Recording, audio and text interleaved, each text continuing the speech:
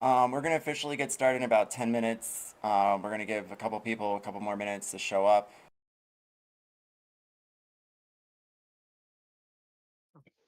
Give me time to get along. Tim, I love you, but you gotta fix that mic. I don't. You coming hard, bro. Is it bad?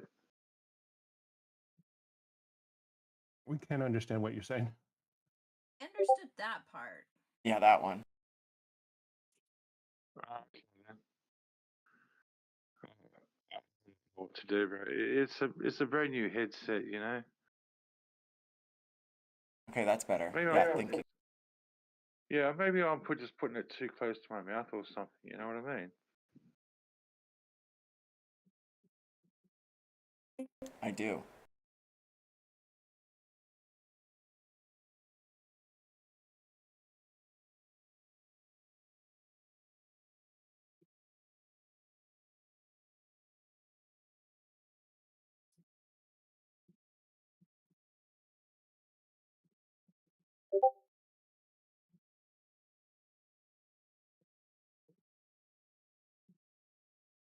Does anybody need the link for the game?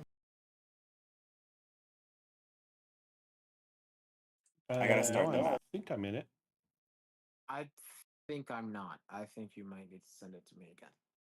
It says your DM is not currently hosting a game session. Hold on, wait. Can you send the hold on. Can you send the link again for the Beyond? Yes, I'm sending it in a few moments. Thank you. No problemos.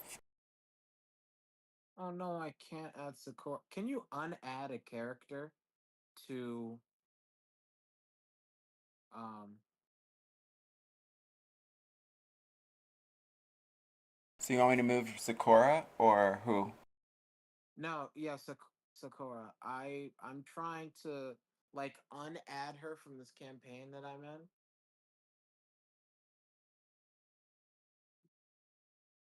Okay, it took me forever to realize the actual spelling. Okay, it's Sakura. Yes, I didn't want to be pretentious, so that's just how I pronounce it. Okay. Yeah. I could have did it that way. I just didn't want to sound like a weeb, you know. Okay. I Well, didn't I wanna lived in sound like Japan a for like a weeb. year. I've lived everywhere. But No, I it's understand. I didn't want to sound like I didn't want to sound like a weeb. I don't think I don't think you would for pronouncing something the way it should be, because those are Sakura, like Ale Sakura, Sakura. and Sakura are very different to me, so I had no idea. No, I understand, and I'm very aware of how it's legitimately pronounced, but Okay. I didn't want to be like the that sort of person. In my notebook, I wrote like a diary entry and mentioned you in it, and I spelt it so wrong.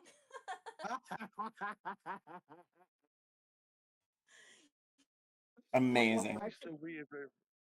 Embrace the weeaboo, bro. Embrace I it. just I know, like, on an intellectual level I understand. I didn't want to I didn't want people to be like, oh, that there is a, well, I'm playing a fucking samurai character. I guess that's pretty weebish already. I don't know. um I have a feeling I'm just going to do weird pronunciations that are different each time. no, but I'll pronounce it Sakura. That's fine. Glitchy and Leech, I see you now. Thank you for joining us. Sorry. In the meantime, Yo, does any in the Hello. meantime does Hello. any,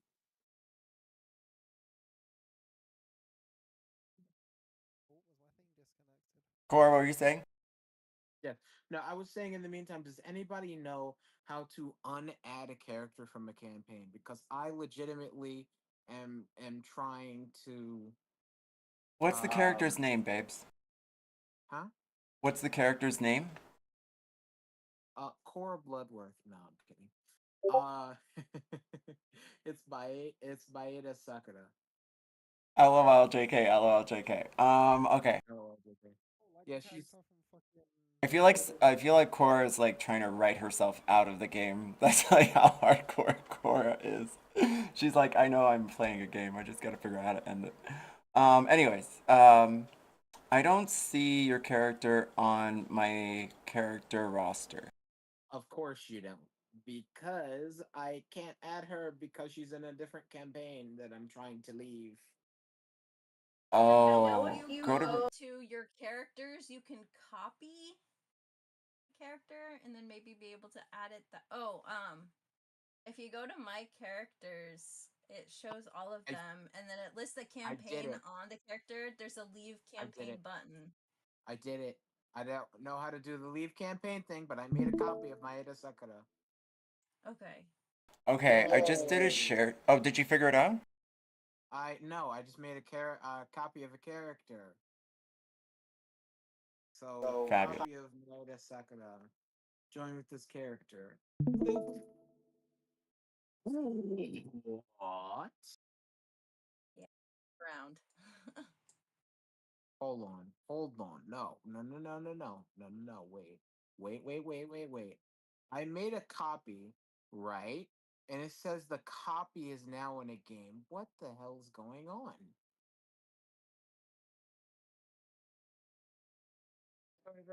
Just delete it and just No, redo it. this is insane. Hold on, wait. Did I join Crest Isles with my? Oh my god, that's horrible.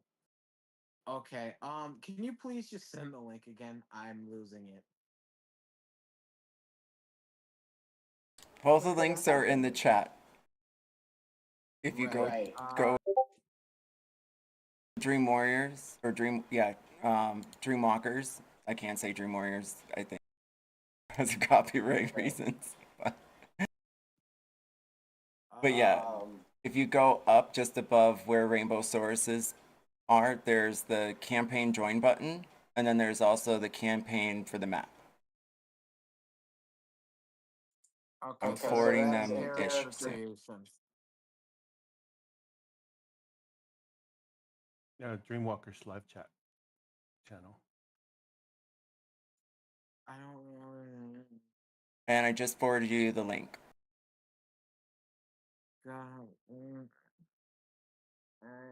Get you there, don't you worry. I sent you both, babes. Wait, it just sent me a link to the Dungeon Master's Guide. What the? What the fuck? I clicked on the link and it sent me to the Dungeon Master's Guide and it says buy here. Was that an affiliate? That's fucking link? hysterical. Was it an affiliate link? Give me a moment. I'm gonna send you the link again. What? I just no way. Nah, I think I'm actually tweaking. Hold on. No, hold on, please. That's how they get Oh, you. Oh, I got it. Okay, but it says copy. Oh, that's so goofy. Hold on. I'll put not a copy. Not a copy of Maeda Sakura. So that's the character's official name now. Not a copy of Maeda Sakura.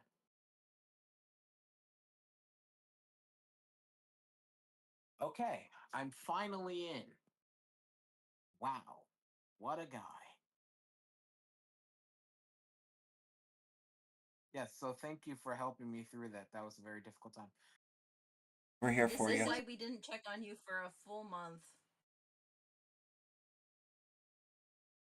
Does a 29 hit? What? I don't know. It hits me. I attack the darkness. 11 plus. What's going on? What's the copy of Maeda Sakura? Say again? Not a copy. What's more in? Yes, not a copy. It's not a copy. She's not a copy. She's very very demure. Yeah, no, I get a double negative. I get it. I think your mic is cutting out a little bit for me. Oh wait, fuck. Okay. Wait. Let me change it.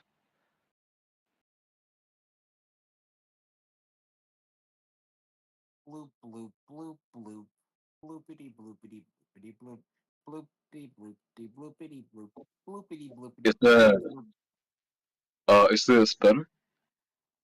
Yes, that is great.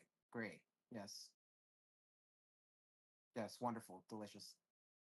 All right, I'll Alright, be so right back. It's crispy.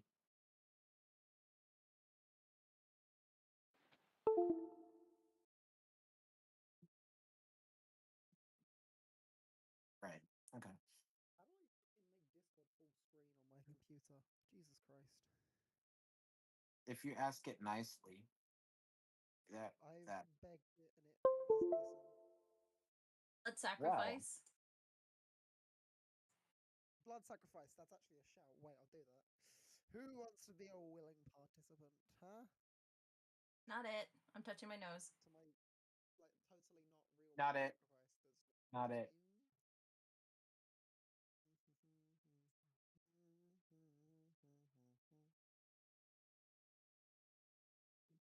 Shit, I'm sharing a screen. I touched my nose also. I don't know if I beat anybody to the punch though. Well, I said not it second. So Whoa, what is this? What am I looking at?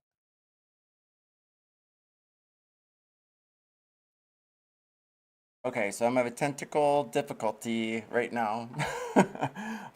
My mouse just stopped working, so I need to go grab one from the box. I'll be right back. Did anyone else I'm hear that playing- as tentacle difficulty? I did hear that too. Okay. Whoa. What were you playing, guys? What were the level 9 characters? I'm curious. like what? What's the archetype, or like what are you asking? Class and race. Class and race. Human fighter. Yes, Original I am. circuit. Yes, I'm a basic bit. I know. I multi-classed as an autonome cleric sorcerer. Oh yeah, I remember your build. I got a lizard for Lizard Folk what? druid, moon druid. Oh nice. I'm playing a halfling bard.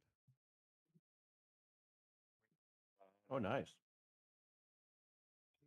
I've gone for very much not really used to my style. I've gone for a much more support based thing.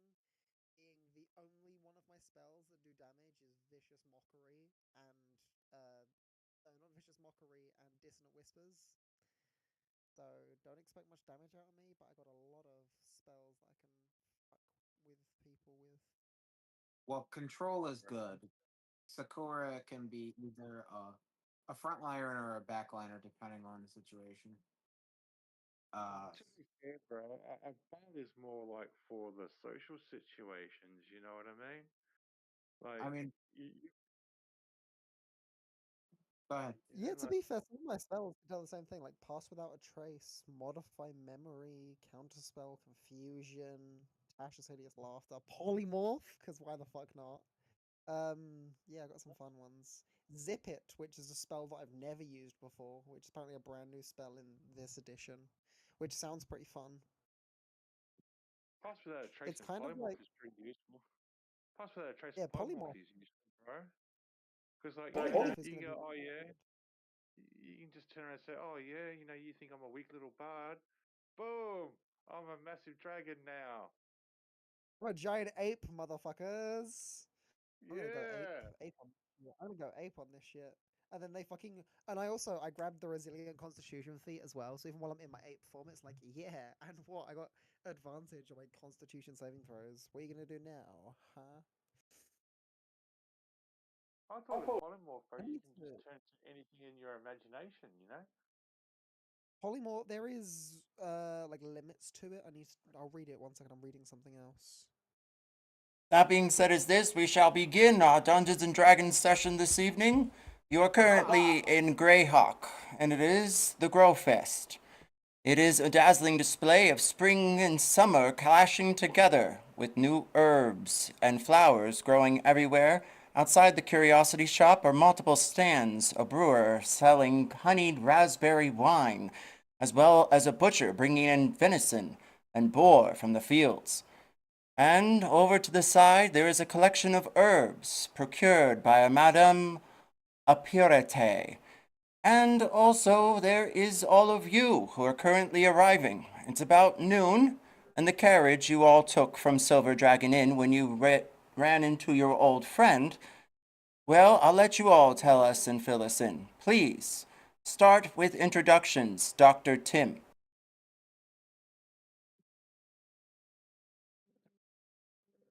Tell us, what level are you?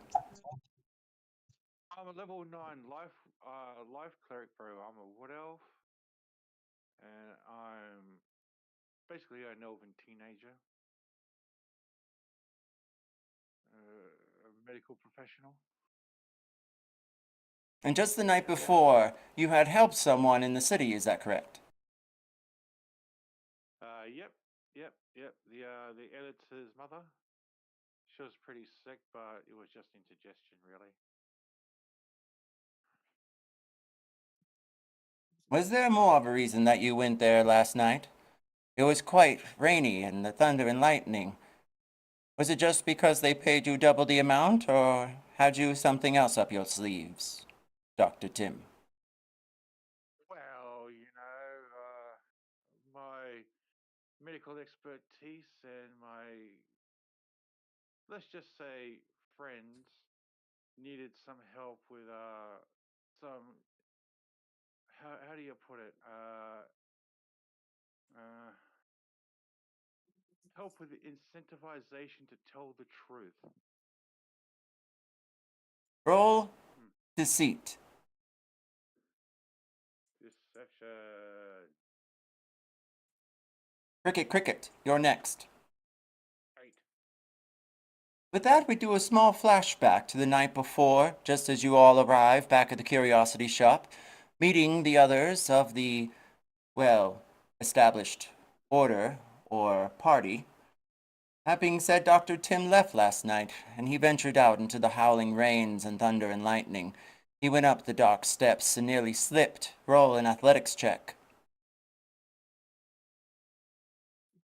Athletics check. Athletics. 7. However, You he was able to get a grand hand and a shoulder from a nearby butler as he grabbed his wrist and escorted him back into the hall. Roll me sleight of hand. Sleight of hand. 15. That being said is also this. We move on to Cricket Cricket. Cricket Cricket, please introduce your character. Cricket Cricket was actually hatched 6 years ago, which is fully grown for his species. They have a lifespan of 30 years. He would be about 20 years in human years, I guess. He was hatched in the desolate, bright desert. Life among the nomadic Thrycreen clans. He's a Thrycreen. It's like a humanoid, like anthropomorphic mantis. And is harsh and short, but Cricket never quite fit in. He lacked the taste for pack dominance and blood-slicked survival, preferring cleverness to claws. After a particularly embarrassing incident involving a heavily enchanted, quote unquote, spoon he tried to sell to the clan chieftain, it was in fact just a spoon. Cricket was politely encouraged to explore the world beyond the dunes, so he happily obliged. That was like 3 years ago, so he was 3 years old when that happened. And then in the years since, he's become a traveling merchant, peddling rare magical objects, quote unquote, and artifacts of fallen empires, quote unquote, to the unsuspecting or unusually polite. Uh, he once sold a polished rock as a stone of elemental summoning, which, to be fair, did glow faintly under moonlight due to the lichen on it. He's a bit of a charlatan in a way, but he's good-hearted. and he is loving being at the curio shop with his party mates. Roll And he sees- perception. Okay.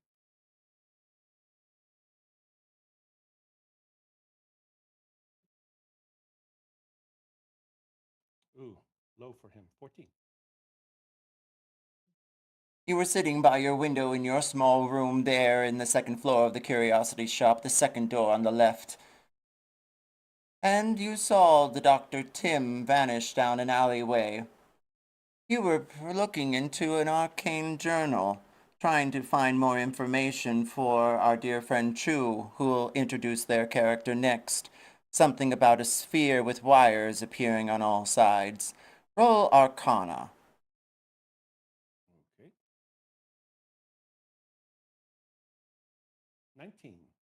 Unfortunately, your book had more to do with spoons and silver than it did anything with arcane spheres, but you did find a connection, something etched at the bottom of the egg-shaped idol trinket. Seems as though it's, well, draconic in nature. Yes, the name reads Lord Doctor of the Thalmes, Thalmes. Incorporated. Lord Doctor of the Psalms Incorporated.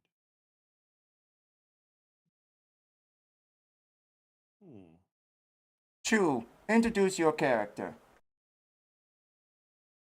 I am Chu Fizzenbolt. I am an auto-gnome cleric sorcerer who likes lightning.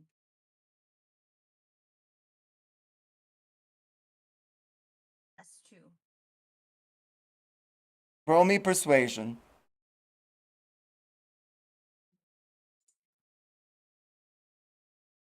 17. Ooh, a 17. That being said, is this. You're able to decipher off of your small egg that, well, it does have a special voice inside. However, it seems as though it's been tarnished by age, especially since it's been damaged after who knows why. However, it caused you to wonder this morning before you ventured off to Silver Dragon Inn to meet your friend unexpectedly and bring them back to the curiosity shop to meet the other two of your crew, which they'll be introducing soon. However, that day when you stumbled into the curiosity shop, before you owned it, before you procured the rent for it, you heard a knock at the door when you wandered inside. Did you look, or did you just continue to look around the curiosity shop before you ventured and made it your home? I saw what the knocking was. You see a pale, frail goblin. She's dressed to the nines, however. Jewels innate her mourning figure as she seems to be dressed because of someone that has died. Her wig looks grayed, though it's powdered, and her lips and cheeks are rouged. She looks over at you with disconcerting eyes. How may I be of help to you? Hi. Can I live here? She begins to cackle and laugh. I haven't heard such a good joke in years. Well, Oh. Ha ha ha ha ha. Yeah. the rent is steep. It's 700 a week. Week? Can I trade services in order to bring that down? Well, since you rolled so well. My dearest husband, he died here. Or at least, he disappeared. I have found only his handkerchief. And she pulls into her purse. Roll another perception check.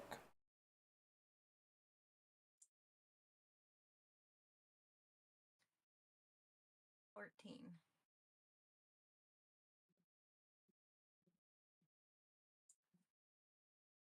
Now, is it pronounced Sakura, Seikoa, Saka, or What was that middle one? Hold on. Um, I'm sorry. I'm sorry. I apologize for my outburst. That was just sounded like No need. it sounds like you were joking. Please introduce your character. So, again, I'm so sorry. Help me. Okay, so my character is Maeda Sakura. She is um a human fighter. Yes, very creative. I know.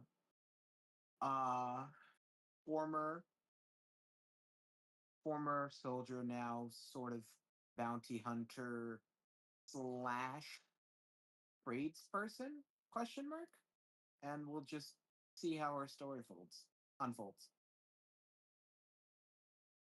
And for the party, can you pronounce your character's name once more? Her full name is Maeda Sakura. Maeda Sakura. Close enough. Fabulous. Sakura, you had spent many days wandering, was it with a donkey or a horse? Horse. Of course. And you spent the days wandering in the mountains, am I correct? Yes. You were on search for a bounty to secure the curiosity shop for another month because rent was due, well, at least for the last 2. That being said is also this. You had spent many a month roll survival, at least once. Alrighty. Survival. Fun.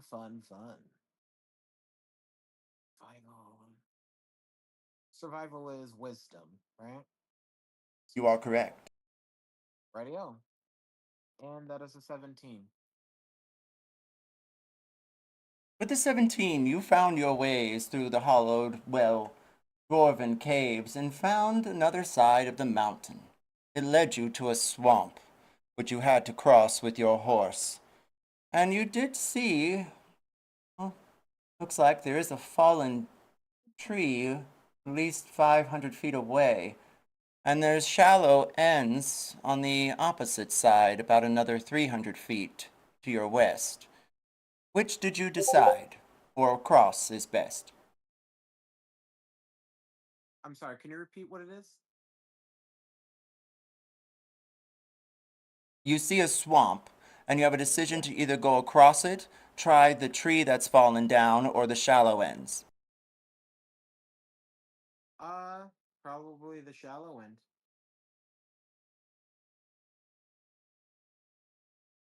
As you go down towards the shallow ends, roll me a perception check. Perception check. Oh.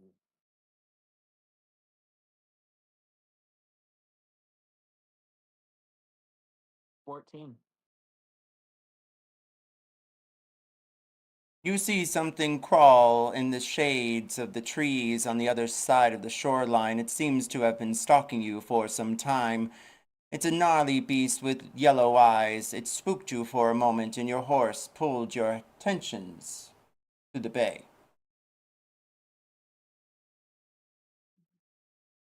And so this creature in question, it's visible? To your eyes, yes. Leech, please introduce your character. Hello, everybody. I am playing Sir Fungalus von Sporwitz, Grand Duke of the Mycelium Court, Keeper of the Fungal Flame, Court of Capshire, and Baron of the Puffball Hollow. But you can call him Spore. He is a halfling bard, specifically the College of Law Bard, I believe. It is College of Law Bard. Yeah, he is a little halfling. He is not the owner of the shop, but he runs the front desk of the shop, selling all the people the items. He wears a mutated fungal crown upon his head, has a cloak made of moss and other little fungal mushrooms and sprouts kind of appearing off the back of it. He always has a bright smile on his face, has a little sachet on his left where he's sometimes seen munching on little mushrooms out of his little bag. Excellent. You spent the day sleeping in with your other friend. Glitchy, please introduce your character. All right, hey, my character goes by the name of Sunk. He's a level 9 lizard folk moon druid, and to cut it kind of quick, he was not always a lizard folk. His moon druid powers actually come from a weird mushroom he ate that caused him to polymorph, and as he was polymorphed, his family didn't recognize him anymore, so they kicked him out of his house. And then he came to the oh my god, the mystery shop, looking for a way to revert his process. But upon not really finding what he was looking for, he decided to take matters into his own hands. So now he spends his days looking for strange and exotic ingredients that might cure him. He was not. He is 26 in human years, and before being a lizard folk, he was a human in a very rich family.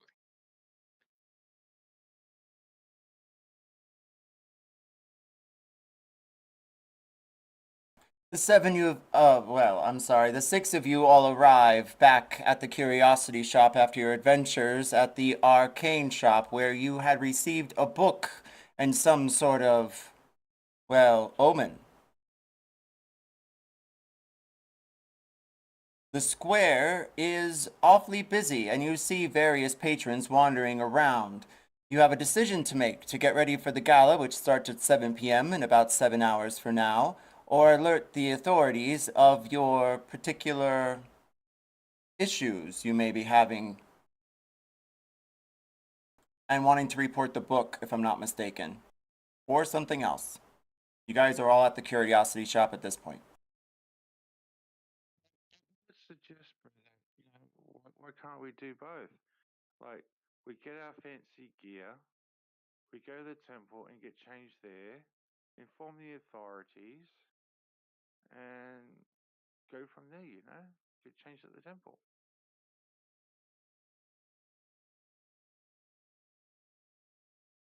There was also the temple in the slums if you all wanted to venture there.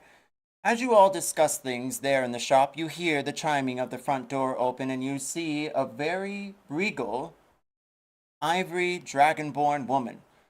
She outstretches her hands and says, "How do you do?" I feel Shake like your hand, bro. Yeah. Spore. Yeah, he's probably gonna be at the front desk. Yeah. Ah, hello, welcome to our lovely shop. And I'll kind of rush forward off my little stepping stone, and I'll come down and I'll shake her hand. Oh, hello. Thank you. Thank you. I've come because I have a request. I'm looking for a knob or a doodad for my kitchen. You see, in the counter, I'm missing one of my knobs. My maid had taken it. And I'm looking for a specific one, a crystal one to be exact. Do you have any? Oh, let me just go downstairs and I can take a mighty look for you to see if we can have the exact nub that you are requesting. I'll be right back, and then I'll head off to like the storage place within the building that we're at to try and look for a matching nub that she has requested. Roll me investigation. Oh shit! This is perfect. Do you know why? I've got a +8.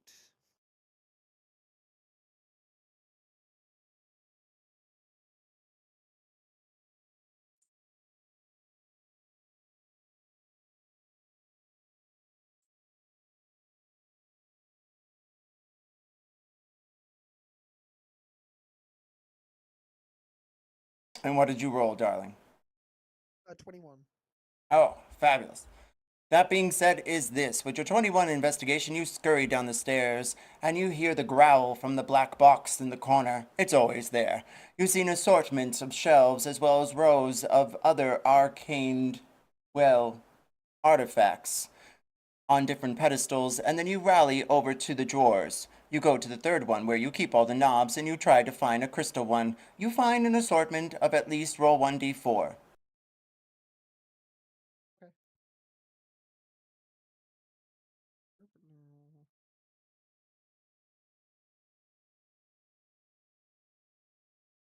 No. Just one.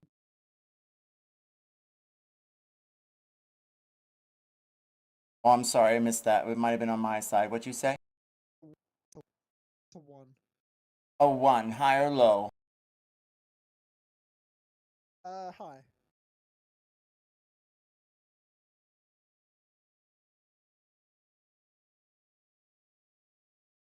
That being said, is this. You do have find one assortment of ruby colored knob ends. However, there is only 12, and it may make do for what she's looking for. I'll gather up the collection of things that I have, and I will rush on down and with my kind of hands full of these knobs, I will go and show her and ask her. Oh well, I hope these will do your findings just correctly. Please feel free to take a look at the collection we've got and choose one that works for you. Oh, these are fabulous, and I think it would be just enough. My question, though, are you investigators? I am looking for that maid that stole my knobs. Perhaps we'd be willing to do some investigating of a kind. Depends on obviously any kind of price pull that you'd be willing to receive of us if we was to find this made for you, madame. Roll persuasion.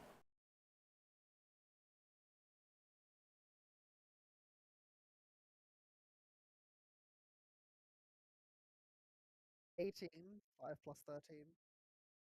I'll give you my card with my address. You can talk to my butler. He will guide you into the parlor, I'm sure, and we can discuss terms there. It seems as though we may be able to procure something. Have them wrapped, by the way, and brought to my place as a delivery. I'll pay double the fee. Thank you. She shuts the door and leaves quickly. Thank you. Kind of, yeah, thank you as she walks out.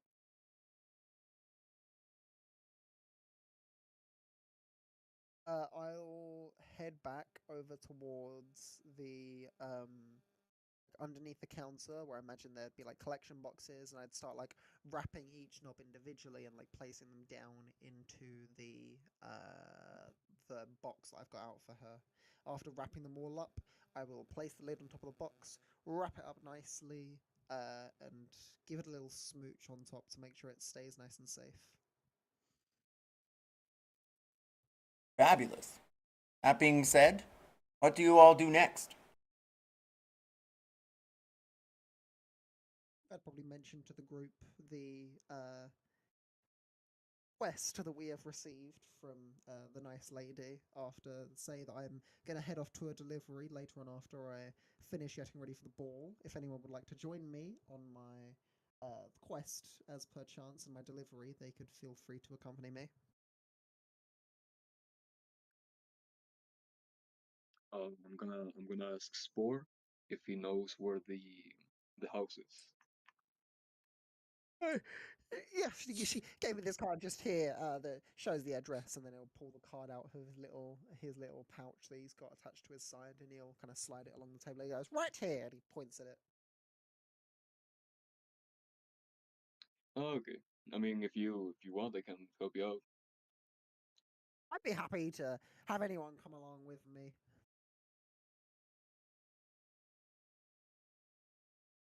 Alright, sick. I'll go with it. But first, can you try this? And then I'm gonna hand you like a little bit of a salad. Can you try this, boss? Salad. Salad. Yeah. So Huh? yeah, salad. With a lot of weird ingredients. Like I don't know, purple tomatoes, maybe. Of course, I'd be willing to give them a try. Why not? What's to lose? And then he'll kind of take a big handful and give it a munch. You taste a delightful assortment of purple tomatoes as well as sprouts grown in the fields near the trees of the hollows. That being said, Tim, Chu, Sakura, and Cricket, what are you all doing with what you have planned to do next? That's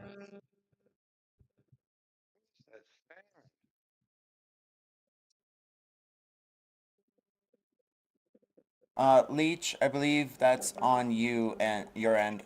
Um, Maybe need to fix your mic.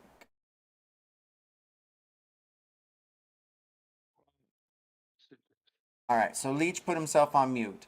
So the rest of you, if you're going to stay at the Curiosity Shop and get ready for the gala, let me know if you're going to do that and roll some sort of sleight of hand or performance or investigation to tell us what you'll be wearing to the gala, and we'll speed time to there.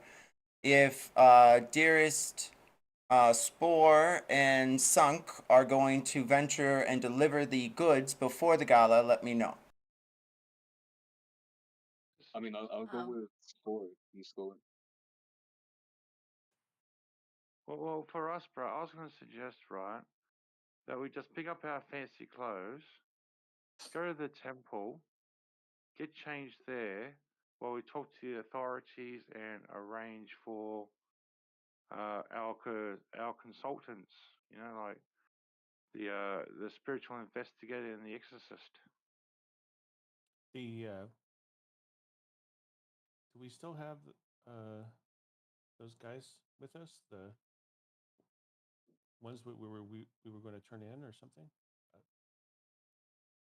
Yeah, like you know, we just went to the bakery and we're in the cab. Okay, so the baker and his wife isn't with us. No. She just told us to bugger off. Okay. But we still got, we still got the book, the runes, and the demon ashes or bones or whatever. Yeah. Okay. Well, So what? So why don't Cricket's we not just going to pop wear by? anything special. He'll just change his carapace color to something regal, like purple or something. How about you, Miss Chu? You got anything from home to pick up? Do you want to wear? I don't. I think I have some fancy clothes. That would be nice to wear.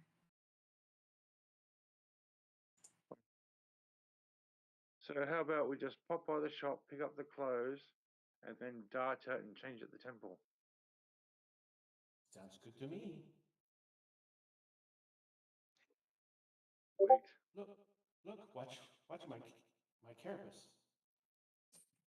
Oh, That being said, Cricket, roll perception.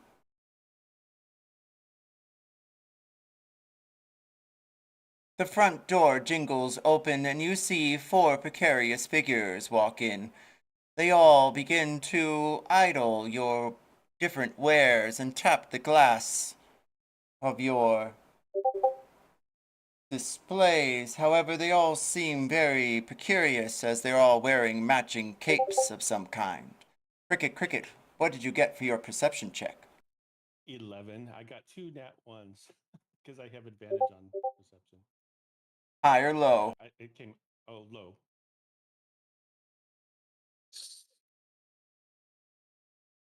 That night, while you sat by and watched the rain drip as you read book about spoons, however you did make that delightful connection, you missed something in the shadows that night after Dr. Tim vanished down the alleyways.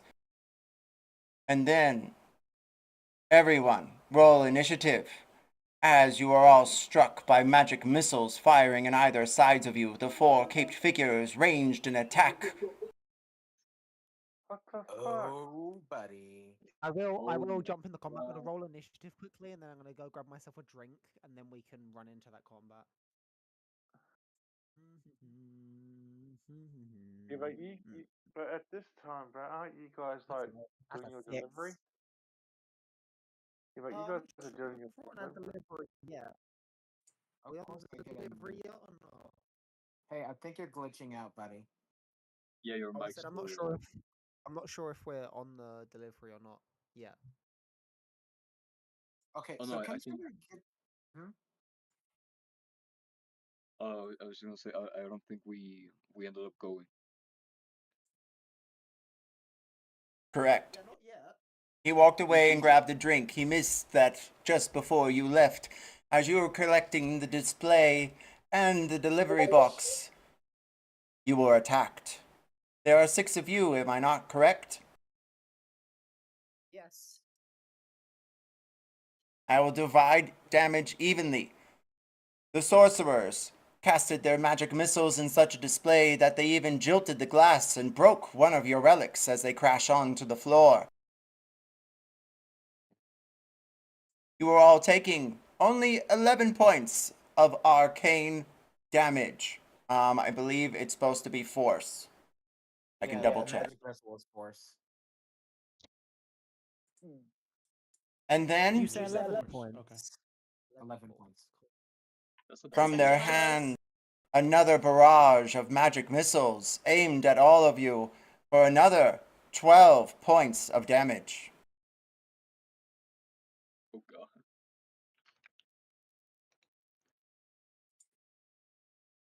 Ow.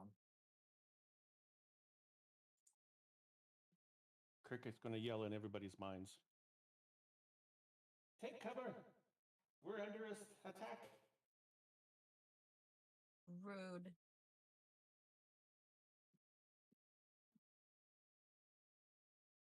And with that, before we attack, we take a 5-minute break so I can find my map. I apologize. So, That's for not good. context, we were getting ready to go to this gala and then we're sort of whacked. I believe so. Well, that's not cool. Yeah, I think that's what's happened. Just like put up outside, told the cabbie Well, to BRB wait guys, while I'm we going to go get a drink. inside. Basically, bro, what we did was that we just turned up, told the cabbie to wait for about 5 minutes, and while on our way to go inside to pick up our stuff, these guys just popped off on us, you know? That's super uncool, man. I know. But I have I'm a not plan. happy about it.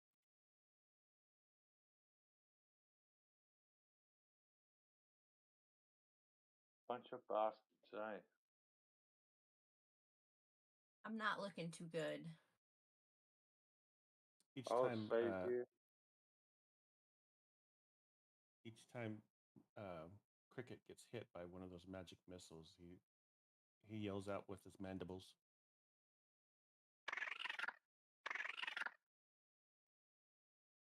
That's his pained noises he makes. I agree.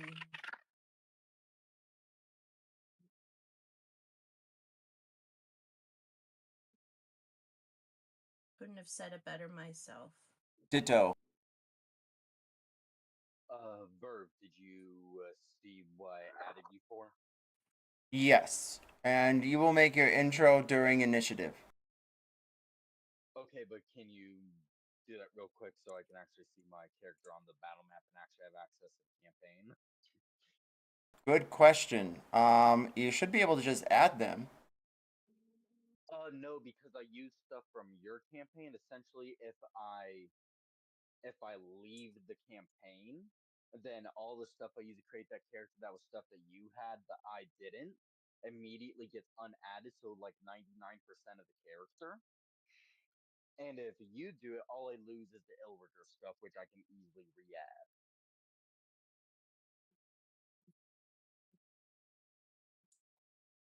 I will get there. As well as with the others, so I could get that Briar Beast. I just looked up Briar and extras, and nothing's popping up.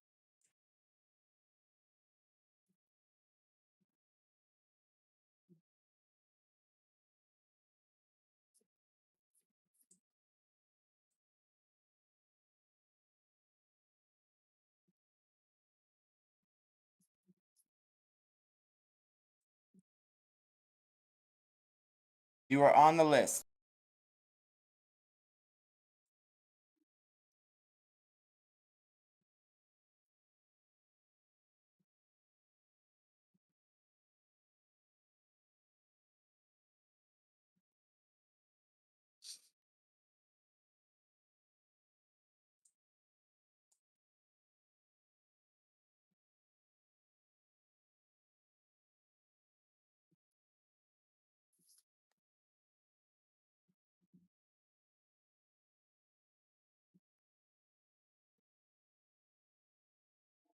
And what should I put in for as just kind of a stand in for the Fire Beast for now?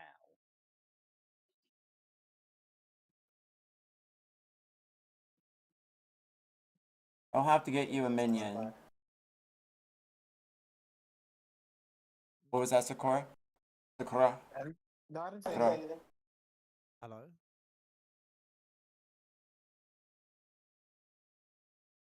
Everyone's gone silent.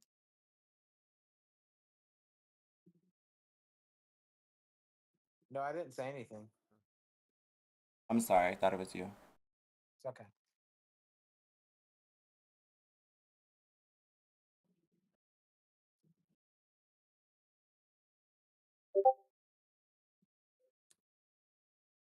So I had that storm tonight, and so my internet's really wonky.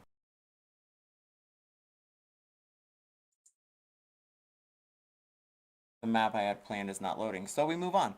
And we work with what we've got. Okay, so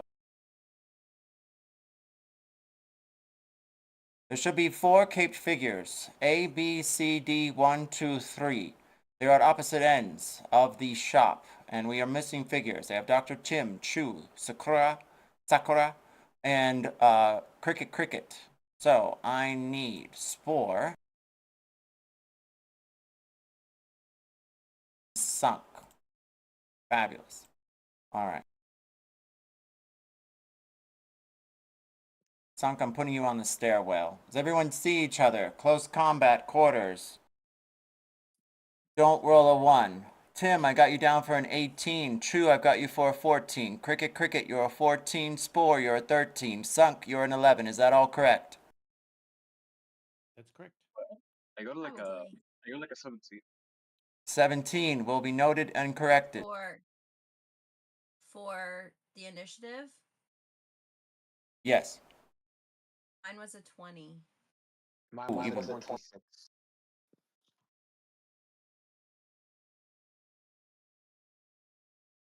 All right. Sakura, you're at top of rounds. True, you are second. Then followed by Tim. And I lied. Then Tim and then Sunk. And you will have Cricket and then Spore. At the end, we will introduce our dear friend Mad Dwarf King's character. And then the bad guys will take their turns. They all seem to scour and look at each other, surprised that the magic missiles didn't do you in. They look huffed and worried. And they begin to all speak in Elven. Does anyone speak Elven? I do. Quickly, search them. I do. Let's get out of here. I speak Elven, bro. Quickly, we must find it. And then we begin combat. Sakura, you are Yes, first. very quick. Yes, lovely. One question: how do you open the map? I'm on D&D Beyond. I'm in campaigns. I'll toss it into chat here momentarily, darling. Oh, okay. They circle all of you. They look as though they're about to cast some sort of fiery spell as their fingertips crack with flames. Okay, I'm just going to not use the map then because I'm not sure how to access it. So, I guess you'll have to describe to me what's going on. Who do I see and where do I see the map? Just a moment. I will upload. In which channel? In the garage? Yes. I'm loading it up right now.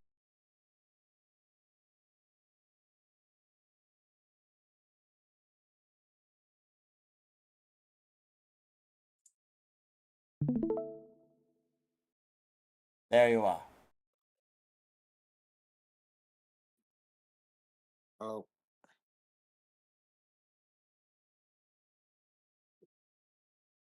Okay. That's an interesting spelling. Okay. So, Thank you. yes, you're welcome. So this is tighter than I would like it to be. So who's I'm not sure what I'm looking at. So caped figure 2/B. How close are they? Less than 10 feet. They are just around the corner of the counter. They are near one of the glass cases, and they look as though they're next to the ladder of procured potions and empty vials. Delightful. So what I'm going to do is as such. Which one of them is the toughest looking? I want to make an example out of the toughest looking one. What is your passive perception? My passive perception, I believe, is 14. With your passive perception of 14 and your question, you're able to determine that it's C3, the one in the corner behind Cricket. They have some sort of necklace, then like the others, it almost looks as though it's a calling card or some sort of mark of nobility. I'd like to go for them, most definitely. What are you So doing? how far away are they? About 15 feet. Okay, so I am going to travel out to about 10 feet. Well, Sakura is going to travel out to about 10 feet. And this is what I would like to do, if you will indulge me so. I am going to take my action surge. I am going to use my first action to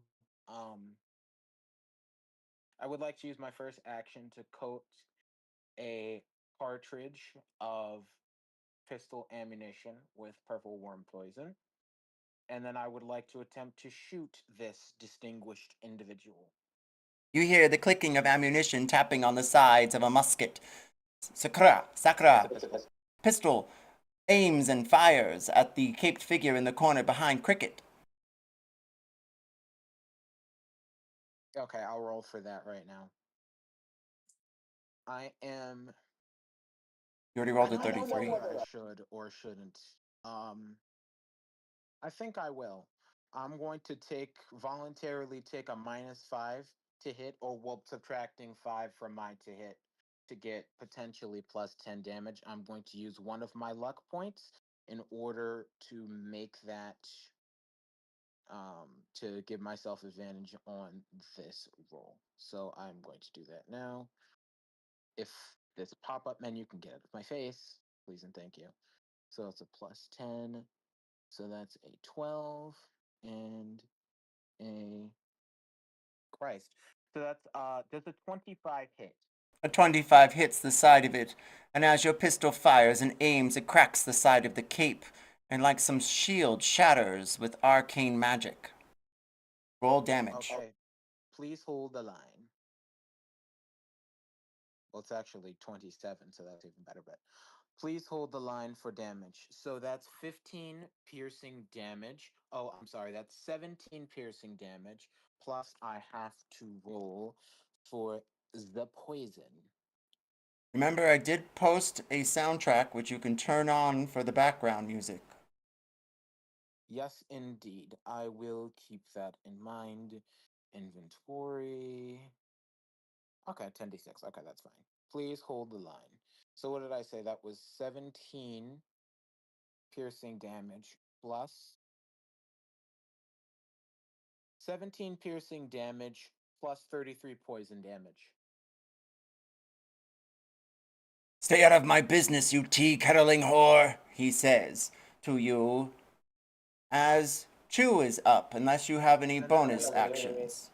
Oh, no. That I use my action surge, so I do get another action. Fantastic. Roll to hit. So I am going to use my daggers of venom. I'm going to draw both of them, or she's going to draw both of them. So they're dual tanto. And she is going to roll to hit. Please, one moment. Please hold the line for that. I am going to use another. Okay, so that's a 21 to hit. Does that hit? A 21 does hit the side of his chest. It bashes the arcane shield onto the floor again, and it scatters and disappears. Great. So Leave him then be, you hear the other one scream in common. I am going to use my bonus action to act. Hold on, I'm gonna roll the damage on this one. So that's 9 piercing damage. On that, I'm going to use a bonus action to activate the poison of the dagger of venom, or the other one that I didn't hit them with. And then I am going to, do the 2 weapon. Wait, hold on. Is that a? Oh wait, no, that would use my bonus action, so I can't use the poison. I can only hit them. I'm just gonna try and hit them again, mundanely with that poison damage. That's not nearly as fun for me. Does a 23 hit? A 23 does hit. Lovely. Please hold the line for damage. That's another 7. So that's 7 plus 9. 7 plus 9, 16. 16 plus 5. So that's 31 piercing damage plus 33 poison damage. What's up, guys? I'm back. Welcome back. That being said, the arcane shield all around him crackles and falls to the floor, as does his cape. And he stares at all of you with surprised shock. He grabs and clutches onto his necklace made of gold and brass. Oh, there And we he's- go. And he stares at the rest of you. Chew, you're up. Sorry for being late to the run-in, guys. My mic wasn't working for a long time. I didn't know what was happening. My bad. It's okay. It's okay. So that's Okay, two. All 4 of them are still alive. Correct. Okay. I think I'll cast magic missile level 2, which creates 4 darts, and just send 1 to each.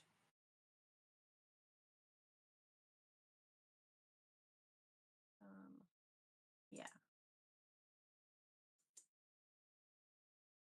The magic missiles go spinning around you and then casted in either direction of your foes. Roll your d4s.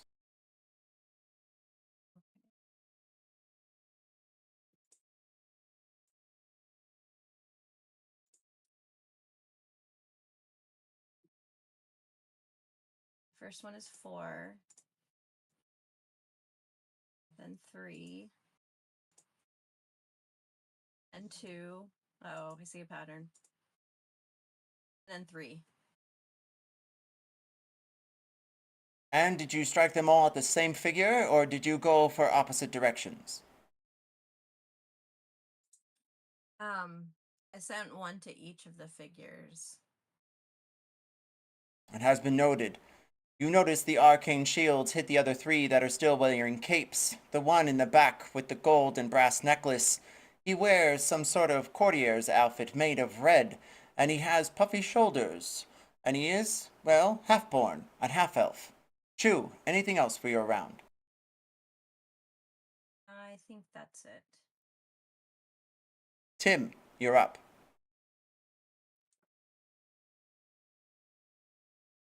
Okay. What I'm going to do for my action, I'm going to use a sending spell and contact the local roaming guard. You know what I mean? Like town guard in the area, and tell them that we're being robbed.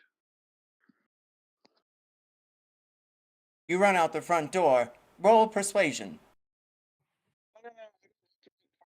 It's a sending spell. Sorry, sending spell, I missed that. Just a moment. Your message finds a guard nearby, and they rally, and they begin to wander back towards the curiosity shop. Alright. How many more people are hurt, bro? I believe Chu is the only one that's been really taking damage besides Cricket. So 2 of them have been hurt. Alright. For my bonus action, bro, I'll cast a mass healing word.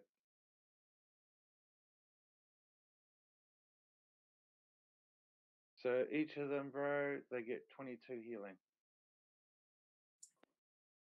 Awesome possum. Thank you. Oh, that feels much, much better. Thank you. Is that for everyone No. or just the guys that go first? Yeah, brother, that's all I can do. That's really helpful because I was on like 34 hit points. Thank you. Yeah, I just everybody went back gets to full. 22, bro. I go back to full health, I think. Well, not quite.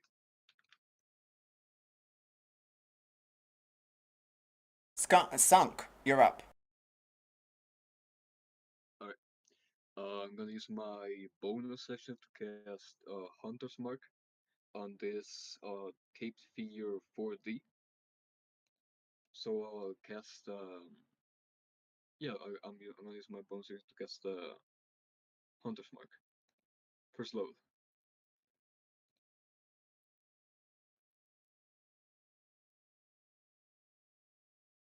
And then I'm gonna move towards him. I'm gonna use my bite attack. I'm gonna try to bite him. Excuse me. So roll 2. Oh, that's an 8 hit. An 8 does not hit the side of the mage that begins to cast some sort of fiery spell within their hands. Oh god. Well, my turn ends there. I don't have anything else to do.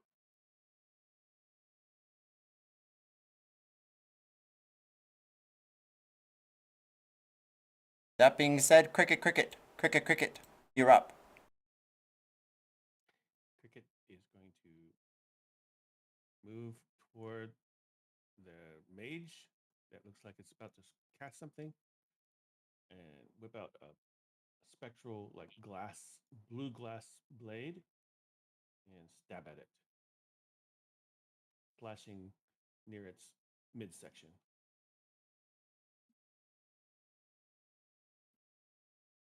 Roll to hit. 23 to hit. 23 hits as you dodge your way over to the caped figure. The one clutching the necklace or the one still shrouded with the cape? The one that sunk just attacked. 4D, I think it's called. You hit. Roll damage. Attack.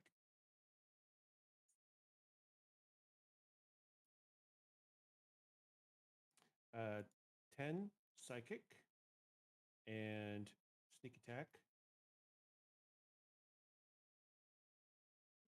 15 psychic sneak attack. Your 25 points of psychic damage shatter some of the arcane shielding around it, and it clatters and disappears to the floor like the rest.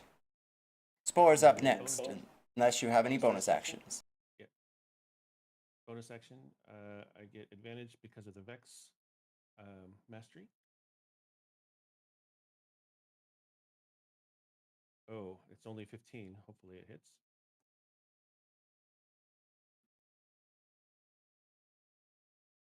Does a 15 hit? What are you using to hit? My dagger, my psychic dagger. Unfortunately, you strike at its shoulder. It howls in pain. The figure's cape falls from its face, and he has tattoos upon his head. They are shaped like some sort of abyssal had wrote it itself. So it doesn't hit? Oh, yes. Oh, it does hit or it doesn't? Roll damage. Oh, okay.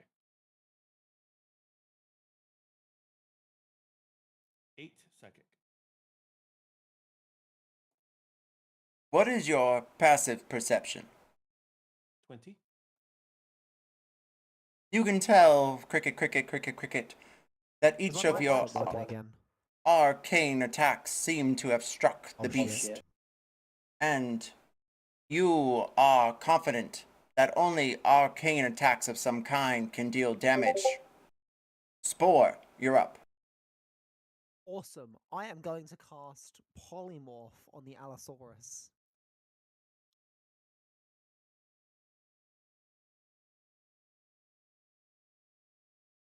Did you guys hear that? Yes. Yes. Yeah, we heard. There is a 17 on the die. What is the DC?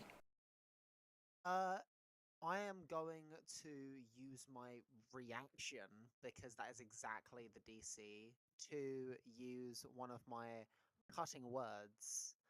Do me a favor, roll a d8 and add that to. Yeah. Yeah. Subtract that from the saving throw. You scoundrel. So even if it's a 1, it's toast.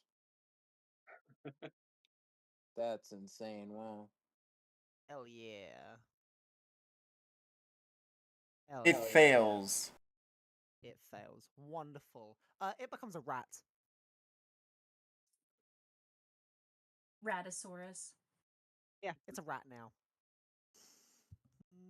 Which means it is a tiny creature. Its hit points stay the same, but now it has like an attack that does like 1d4 damage at most. Is like fucking pummel on the rat, guys. It has a lot of HP, but if you keep stomping on it, it can die. I'll read you the full spell's description if you need me to. Just let me know. Roll me an arcane check. Okay. And which figure did you choose to lash your polymorph spell upon?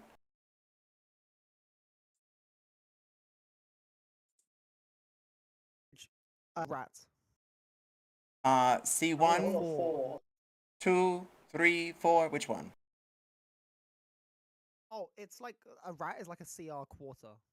Oh, I No, mean, wait, darling, cast- which figure did you Yeah, yeah, yeah. choose? Which target? I casted it on the Allosaurus. You know, the huge dinosaur that come running through the shop. Yeah, that one. Oh, believe I it see. does. That's That's my outside. arcane That's spell. actually Stolas's mount, who will be introduced at end of turn. So, no problem there. Okay. Cool. My bad. Which one hasn't been hit yet? Have any of them been hit? They believe that the C3 and D4 have been hit. Okay, cool. Then I will cast it on 1A. And it is a touch spell. No, it's a range of 60 feet. Fantastic. That being said, is this? It turns into a rat. It can no longer cast spells in its rat form. Its stats and hit points stay the same, but it only has the actions that can be performed of by a rat. And as it morphs with swirls of arcane purples and pinks and silvers, you see a rat in a cape scurry onto the floor and then immediately explode into purple goo. What the fuck? Okay. Okay.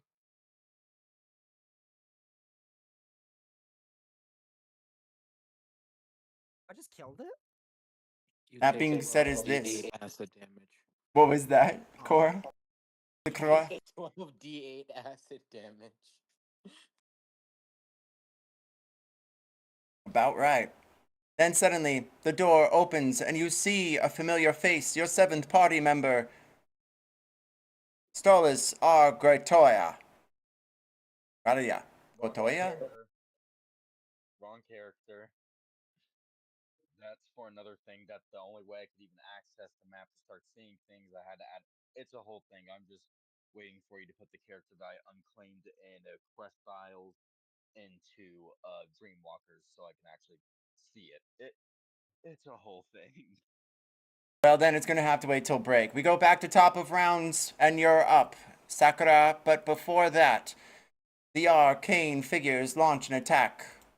And as they do, they strike a fiery magical spell of.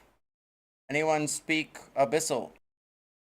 I also do. Yes.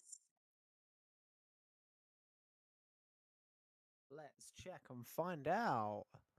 I do not speak Abyssal. Wow, I only speak Common. Jesus Christ. So you're an American. I'm a halfling American. What can I say?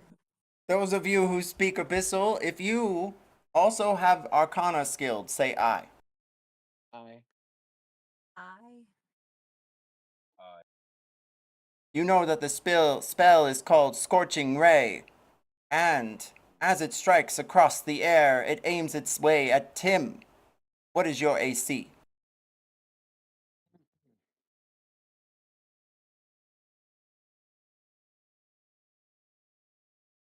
Yep. We'll come back to you. Sakura, what is your AC? In or out of armor?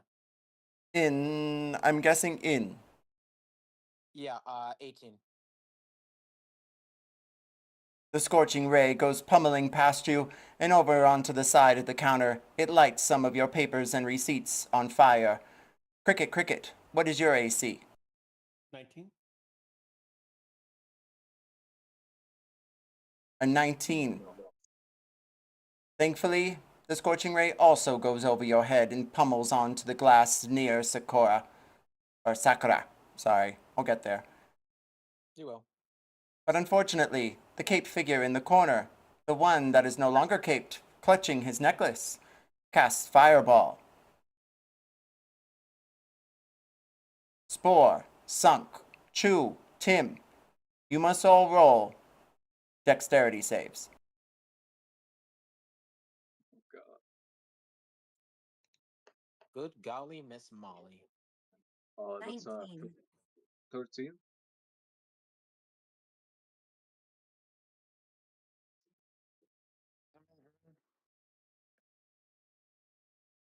If you rolled 18 or lower, Go. Spore rolled a 22. you are going to take, finalizing the math now. If you rolled 18 or lower, you are taking, 17 or lower, you are taking 22 points of damage. If you rolled, I keep mathing backwards. My brain is mathed out. I lied. 17 or lower, 44 points of damage. 18 or higher, you are taking 22. 44? Can I do a reaction? You may. Wrath of the Storm. When a creature within 5 feet that you can see hits you with an attack, you can use your reaction to cause the creature to make a dex saving throw. DC 15 or it takes 2d8 lightning or thunder damage.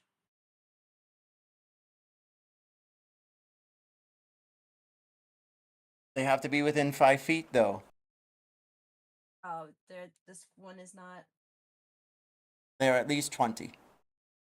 Okay. Never mind. Good try, Shu. As those of you still standing have your rounds, we go to Sakura. Yes, indeed. Okay, so I'm presuming the sucker still isn't dead. The leader man person. Correct, he still stands clutching his necklace, spitting words of abyssal arcane ways, and something else, something darker, something from somewhere, outer space. If you speak deep speech, you will know what he is saying. I only have so many languages. Man, I don't. No, I don't speak it. Um. So, how is he looking? He looks fragile, and though he may be bleeding, roll me a medicine check. Tim, also roll me a medicine check. Medicine check coming up. 11. If you want to DM it to me, I speak deep speech.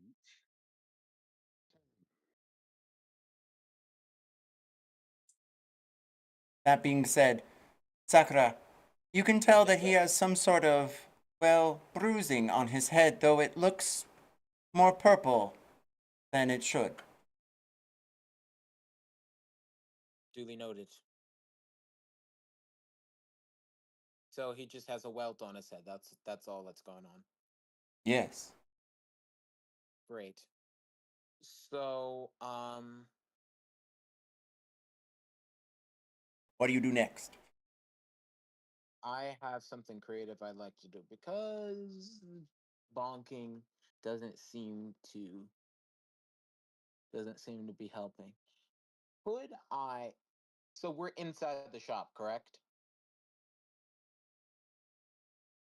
Correct. Right. So how far am I from the exit? Theoretically speaking, if I were a mind to, how far would I be able to drag somebody? Would I be able to drag them like up and out in one turn? This circular thing here at the bottom is the exit. I can't see them. Oh, hold on, wait. Yes, I can see the map. Okay, so how far away is that? About Drag C3 and then bring him back there.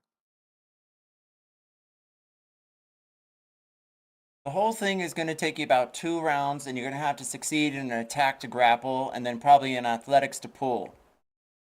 Okay, so not worth it. Alternatively, this is what I would like to do. I would so can I reach the exit in time? Like, can I do that in one round? Yes. And Okay, still have an perfect. action. Great. So what I'm going to do is that I am going to run out outside of the shop. My horse Kaze is going to be tied up right outside the shop. Right. I'm going to, with my object interaction now, I'm going to grab my musket off of my horse. I'm going to shoot through the window, right? And then my intention is that I'm going to be basically hugging the wall so that I can just, when I'm ready, I can lean over and shoot through the window without being in anybody's direct crosshairs. That is basically what my plan is. And theoretically speaking, if there's anybody else like waffling around out there, I would bump into them and say, "Hey, we need help." But she's going to be like hugging the wall and just like leaning in and shooting, basically. As you lean in and shoot, you do see a figure of the Grey Watch. He approaches up the metal steps, and he stares at you.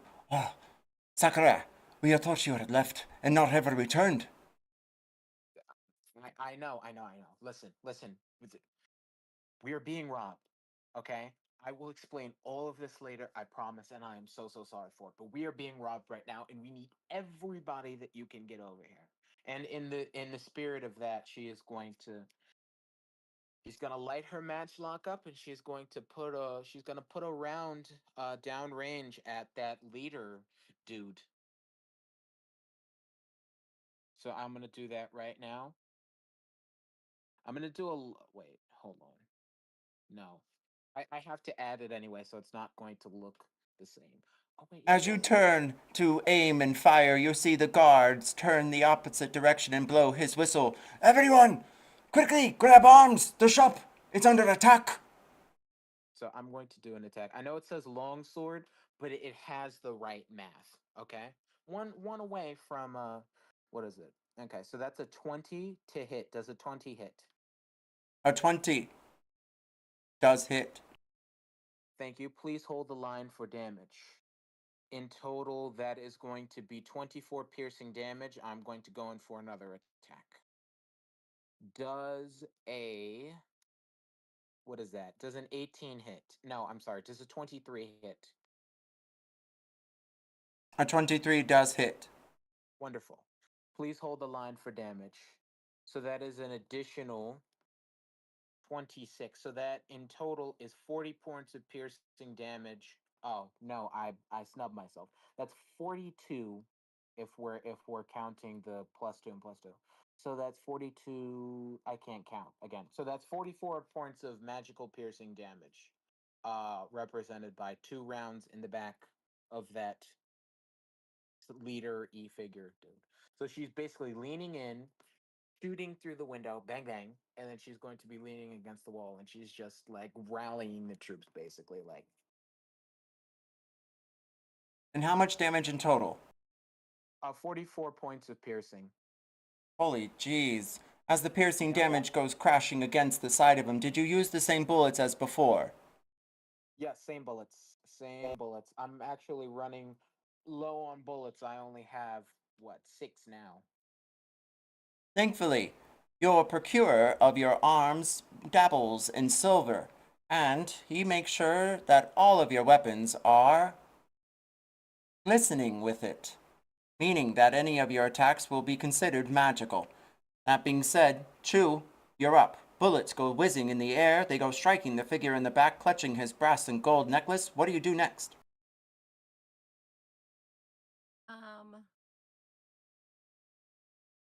What's the Still status sizzling. of those that are still alive? The sucky guys. There are currently 3 of them. One of them back by the stairs. Sunk, Cricket, and Spore are by them. And another figure, alone, in the corner. And the second one, B, or the third one, is looking around at the different potions, trying to come up with a plan or scheme. Okay, I think B's closest to me, so I might want to just pop him. I will cast Chromatic Orb.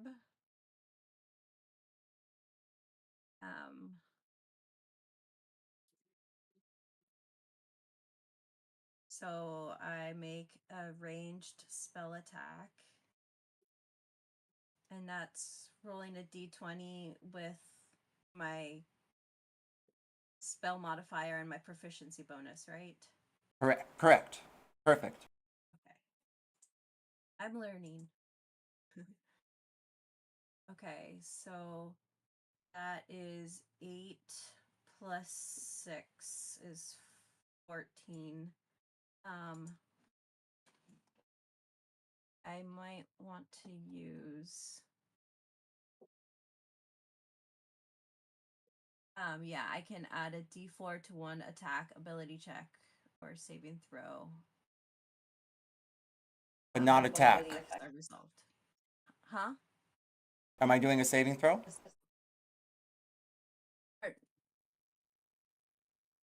No, it says I can add a d4 to an attack, ability check, or saving throw. Is this considered an attack? Yes, an attack, correct. Okay, so I'll add a d4 to my roll and add one. So 15. Thankfully, 15's their DAC, and you hit it exactly. Roll damage. Okay. Good thing I decided to add the d4. Okay. So I was gonna cast this at level 4. Let's see. What is this?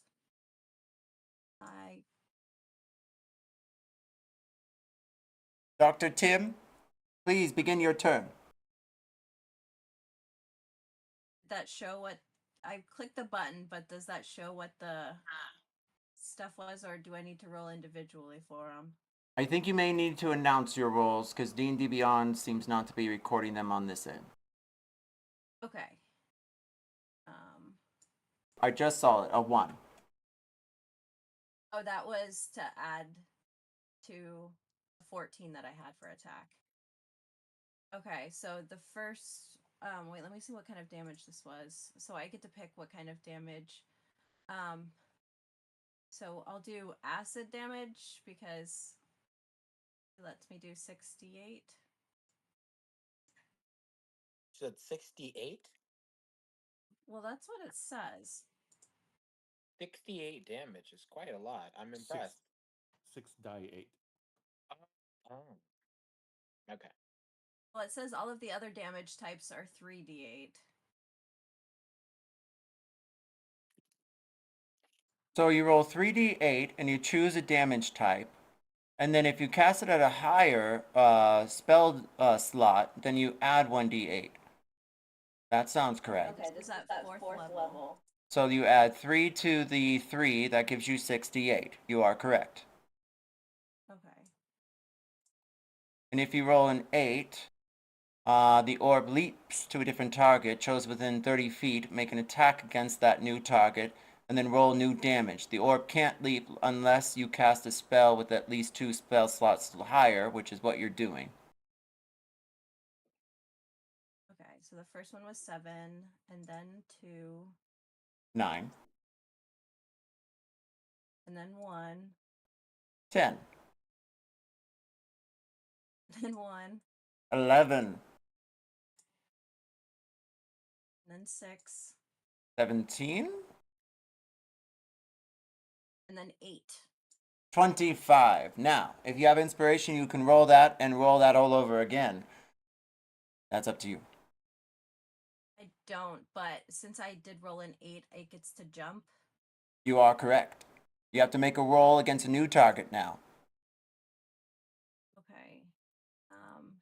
Is that Oh, it for has to be all 2 of or them, more just one d8s. Oh, it has to be 2 or more d8s. I'm sorry, darling. It only works if you roll 2 d8s with an 8. I don't believe you did.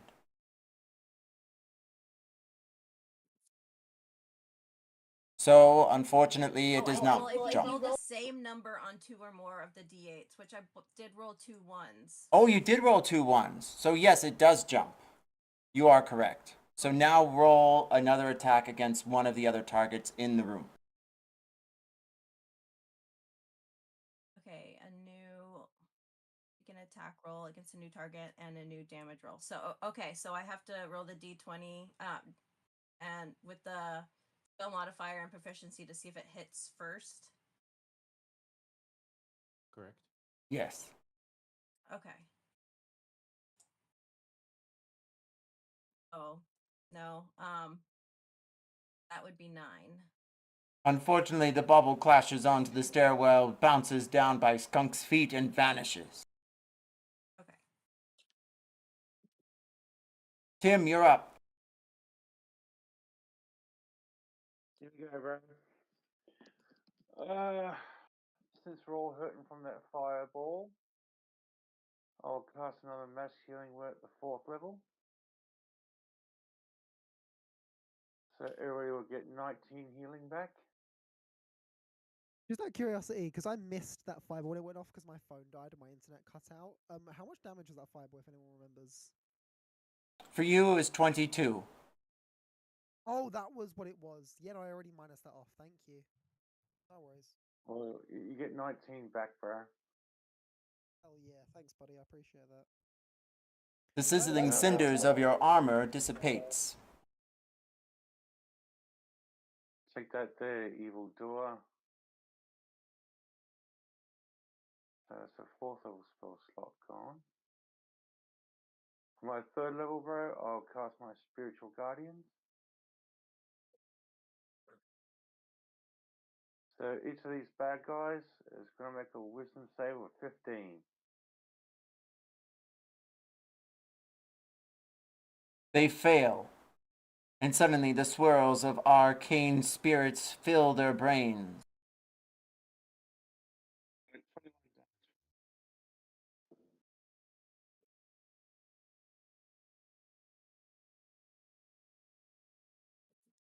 Take that, evil doers.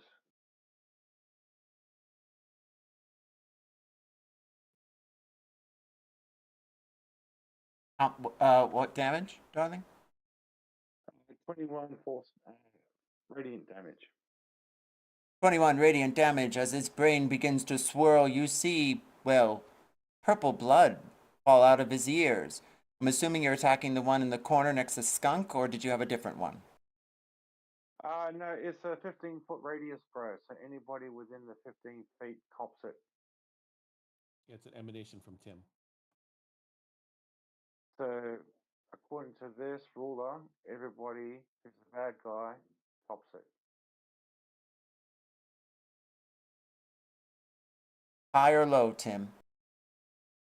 We'll go for high. Two of the caped figures, both of them still wearing capes, 2B and 4D, both take damage and full. However, the one in the back succeeded and only takes half. Oh, yeah, they only take half if they succeed. He falls to the floor, and you see him begin to, well, crack. All of his skin begins to fall off, and you see only a purple figure of some arcane swirls in front of you. He turns his face, however, he has none, though he seems to howl and scream.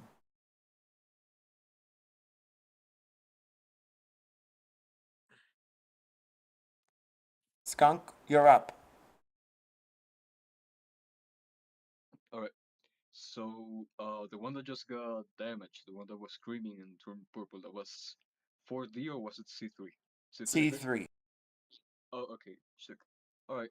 I'm gonna use my bonus action. I'm gonna wild shape into a giant scorpion, and then for my action, I'm gonna use the multi attack, and I'm gonna use my first claw attack. So that's D20. Hold on, I need to roll a lot of dice.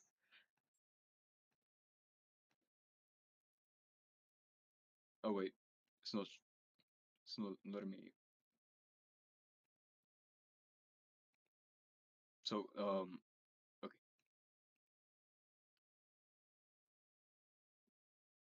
I guess we'll just. All right, does a 16 hit?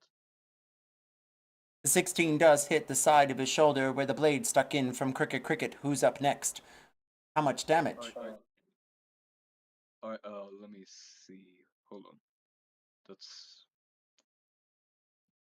1d6 plus 3.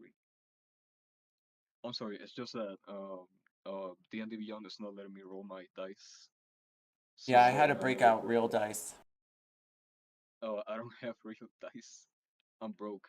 There are Okay. dice rollers on the phone and on PC. Also, I think we do have a app on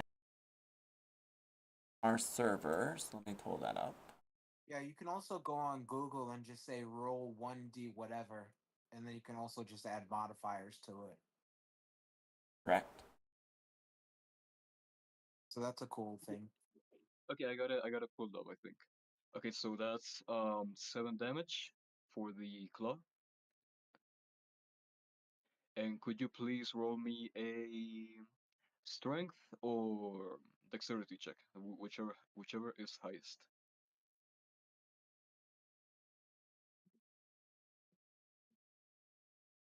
What's the DC? DC is oh no, it's actually okay. So the escape is 13, but it's actually on hit, the grapple condition.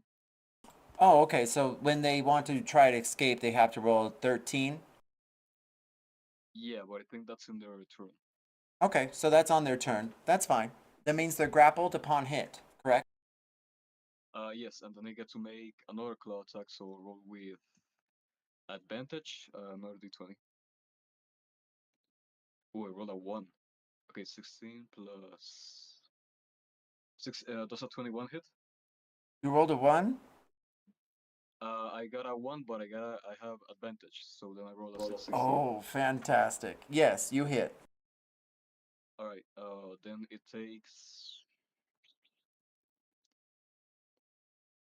takes 9 points of bludgeoning damage, I think. As you hit it, my question would be,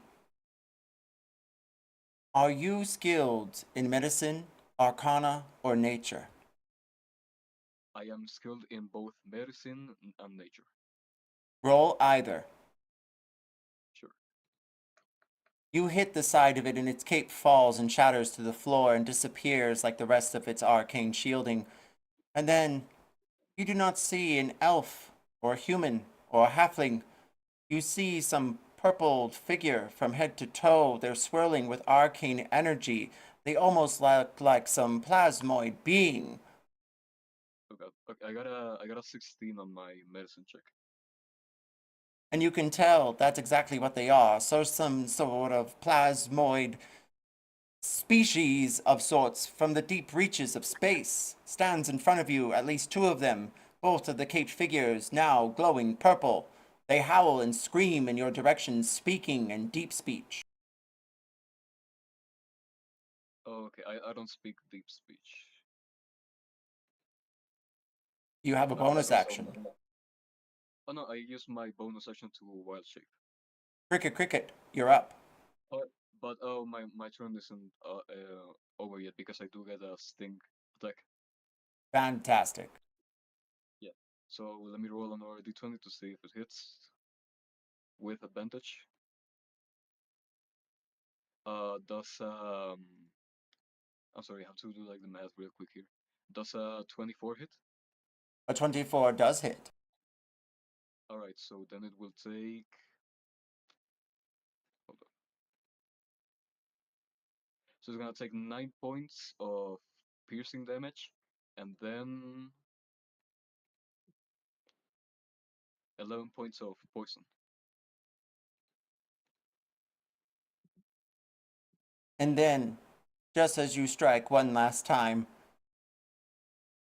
your attack warps its skin. It starts to implode and crack. You see its limbs snap, and then a howling scream.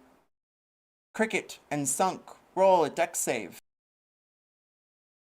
Oh god. 24 for cricket. That's a 5.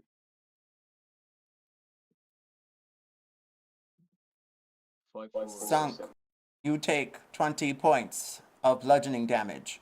Cricket, you take 10. Or with my evasion, I take none. Even better.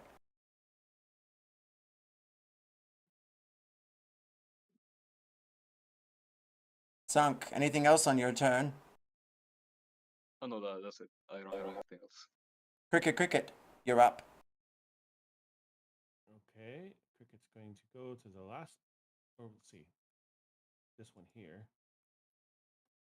And once again, his psychic blade appears in his hand, made of pure thought.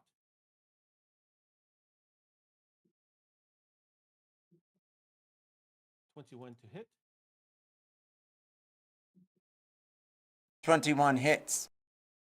For 7 psychic damage, and the blade disappears as it enters his body. And then bonus action, going to strike at him again with a new blade operating in his hand from pure thought. At advantage because of Vex.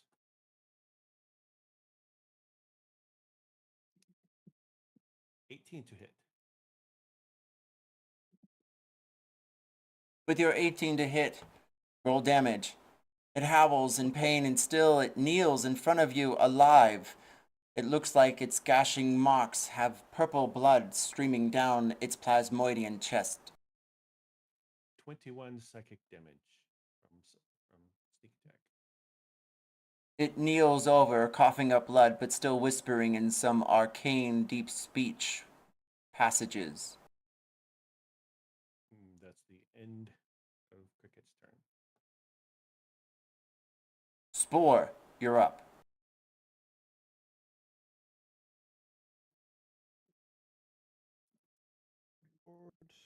Hello. 3's looking pretty fucked up. How is 2 looking? 2 hasn't been hit all game. Perfect. I am going to cast. Spore takes his hat off and opens it up.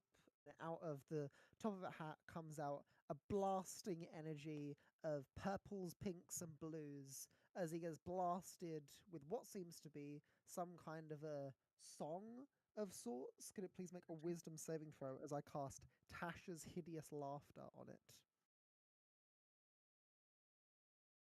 As it's peering at the vials, it begins to laugh and cackle, and, well, it drops all the vials it had in its hands. It was about to launch at Chu with an unfortunate spell. However, whatever it had in its hands falls to the floor as it grabs its face and tears at its skin. What happens next, Spore? Wonderful. So it is prone and incapacitated until I finish holding concentration.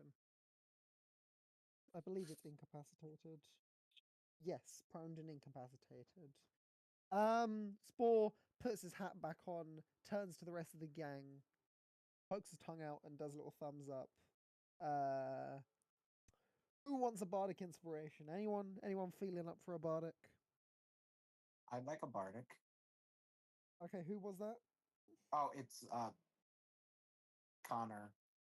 I go by so many names. God damn it. Sakura. What's your character? Yeah. Yeah, what's your character? Sakura. Oh, Thank Sakura. you. Okay, cool. I'm I sorry. turned I bear Sakura so many now. There's Cora. There's out of Connor. my There's bag. Sakura. Out of my bag, I pull out a little mushroom and I toss it towards Sakura, and I go, "Take a bite on that. It'll sure to come in handy." And then he winks at you. There's a bardic inspiration. Ah, Bardic yes. inspiration is in the form of a little mushroom. Oh, so you must have like winged it out the window. And she just caught it. Hell You yeah! just see her Tossed go it through the bardic frame of the inspiration. window.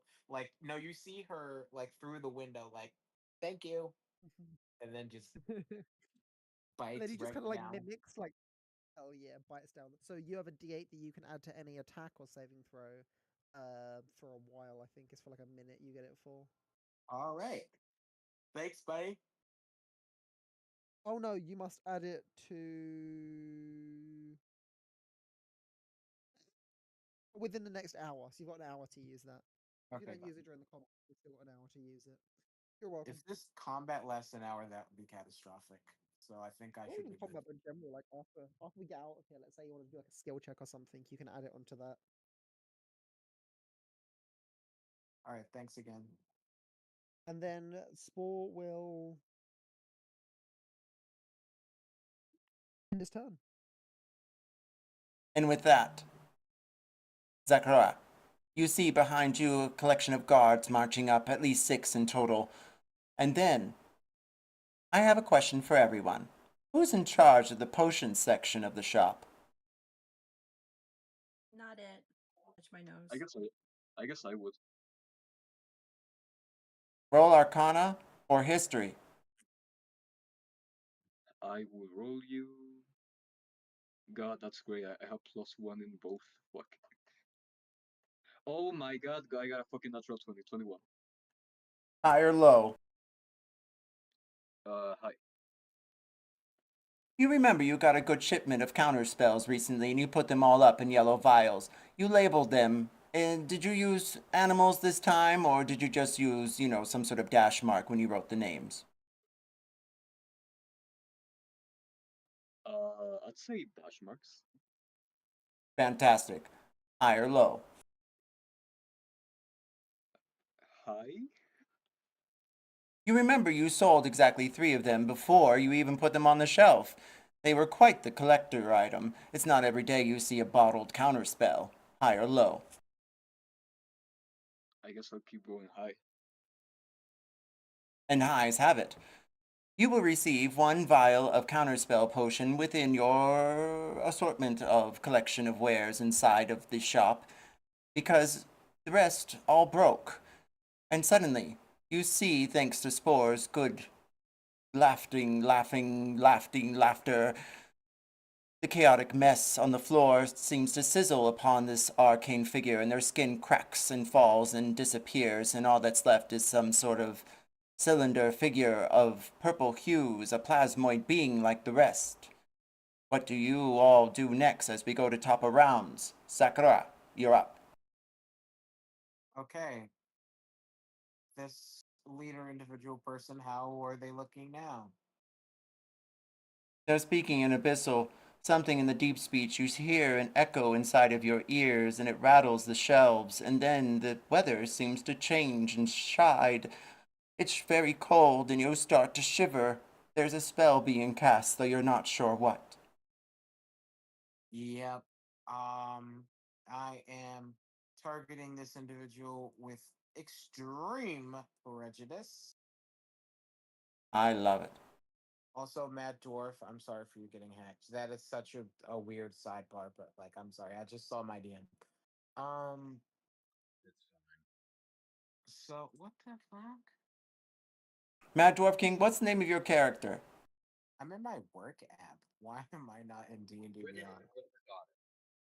What is it? Ridith the Forgotten.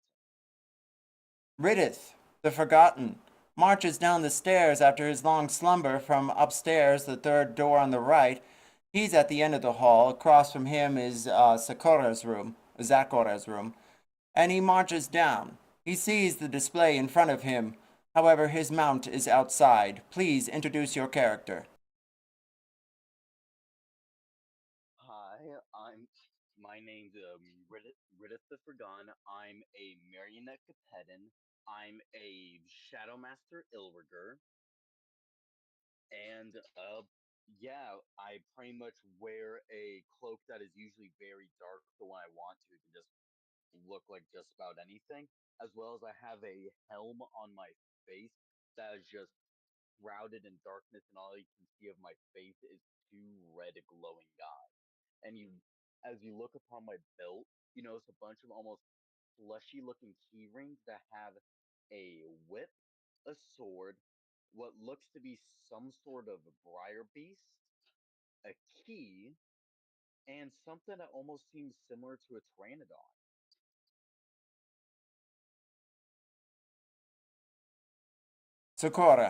Zakora, you'll take your turn, and then the Forgotten will take his. Okay. Nat 20. Nat 2029 to hit. High or low? Hi.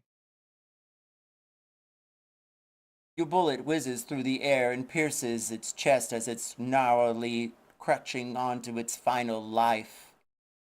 And as it does, it hits the back door. And Cricket, roll perception again. Perception.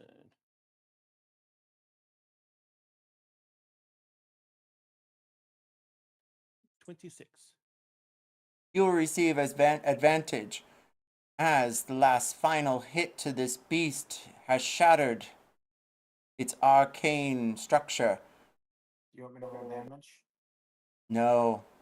I want you to roll a dex save. Everyone, roll a dex save as ice goes whizzing through the air, piercing your cheeks and chest. Chunks of hail hits your neck. Oh, I would like to note that I do have cover because after the shot, like she's hugging that wall, so she's outside. I will give you advantage. No, okay. What is it? Dexterity save. Okay, great. God damn it, I rolled a 12.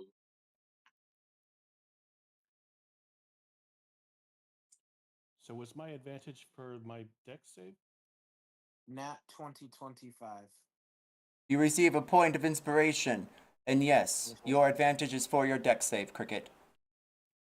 I Okay, rolled well, a I rolled level. I rolled a disgusting 20.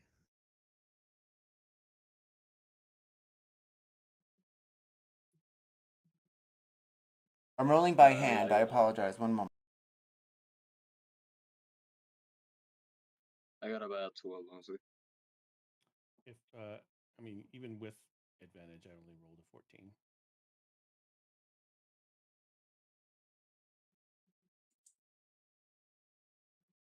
Those of you who rolled 17 or lower, you are taking 25 points of damage. Oof. Those of you who rolled higher are taking half, 12. I'm low, bro. I'm like half health. And with that, you are all out of initiative as the only one left is cackling on the floor in front of the potions. Are they still alive? They are. Yeah. Oh wait, I never took my second thing, so I would like to shoot them before we get out of initiative. Herb stomp them. Oh god, Yeah. no. I mean, might as well. You gotta make sure, right? You gotta make sure that they're thoroughly curb stomped. Double I tap. mean, we probably We can get could not, something out of or we it. could not. We could like investigate him and like see what's going on and question him. You know, Already we shot could him. not shoot Already a That's shot wall what I'm between trying the to eyes. tell. Sakura, stay your hand. Roll damage. Oh, you did. 32. I mean, if can I take back shooting him, or is it too late now that I pulled the trigger? They That need being- more in purple. That being said, is this: you shoot the back of its head, it falls to the floor and collapses. But yet there's no explosion. The guards behind you appear, and they rally. And then, boom! Everyone within 20 feet must make another dexterity save. Advantage No, question mark? I failed every single one of these. Is that everyone? Am I within 20 feet? I don't even know. Forgotten, that includes you by the hair of your feet. Oh, great. Please don't take damage. Oh god, that's a 7. Fuck. 16. 19. 14. Wait, no, I'm fucking stupid. I've been rolling. I was supposed to roll with the giant scorpion. Oh fuck. That being said, if you rolled 17 or lower, you're taking 23 points of damage. Those of you who rolled 18 or higher, you're taking only 12. Okay, I'm out. Oh shit. I'm at 8. Oh fuck. And with that, You're out. You're down. I'm at, Down. yeah, I'm at 0. Okay, yeah. So I'm definitely go. Wait, hold on. Can you use healing potions on other creatures? Yes, right? Yes. correct? Okay, Yeah. okay, yeah, no. So I definitely, and damn it, this is the only one I had too. I was gonna use it, but yeah, you can have it. So Sakura is gonna, well, jump in through the broken window. Hopefully not gash her arm open from the broken glass. I'm sorry. What was your character's name again? I'm gonna get it. I promise. Ooh. No, no. I'm not going to scream, but just imagine that she's screaming. She's going to jump through the window, and she's going to administer a potion of healing. Roll 8d4 plus 8. Um. Okay. I can also do it 18. if it's more convenient. Yeah, why don't you do it? All right, 8d4. You heal for 26 points. Thank you. You're welcome. Alright, I'm gonna cast level 3 cure wounds on myself, and is anyone like really hurt besides you? I'm Are you, pretty are you, pretty fucked up. are you still up, Scorpion? Yeah, but I can cast it. So okay, I'm gonna heal myself for 31. And who Only said 8. that was low? Spore's only at 18. Alright, I'll cast you third level. No, I cast you second level cure wounds. So you're gonna heal for 25. Hell yeah, thank you so much. Are you No okay, problem. Chu? I'm at 26.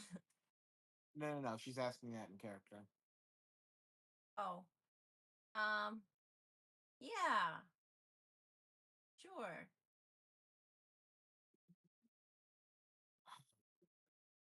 Good. What the hell happened? What were they after? I don't know. I just.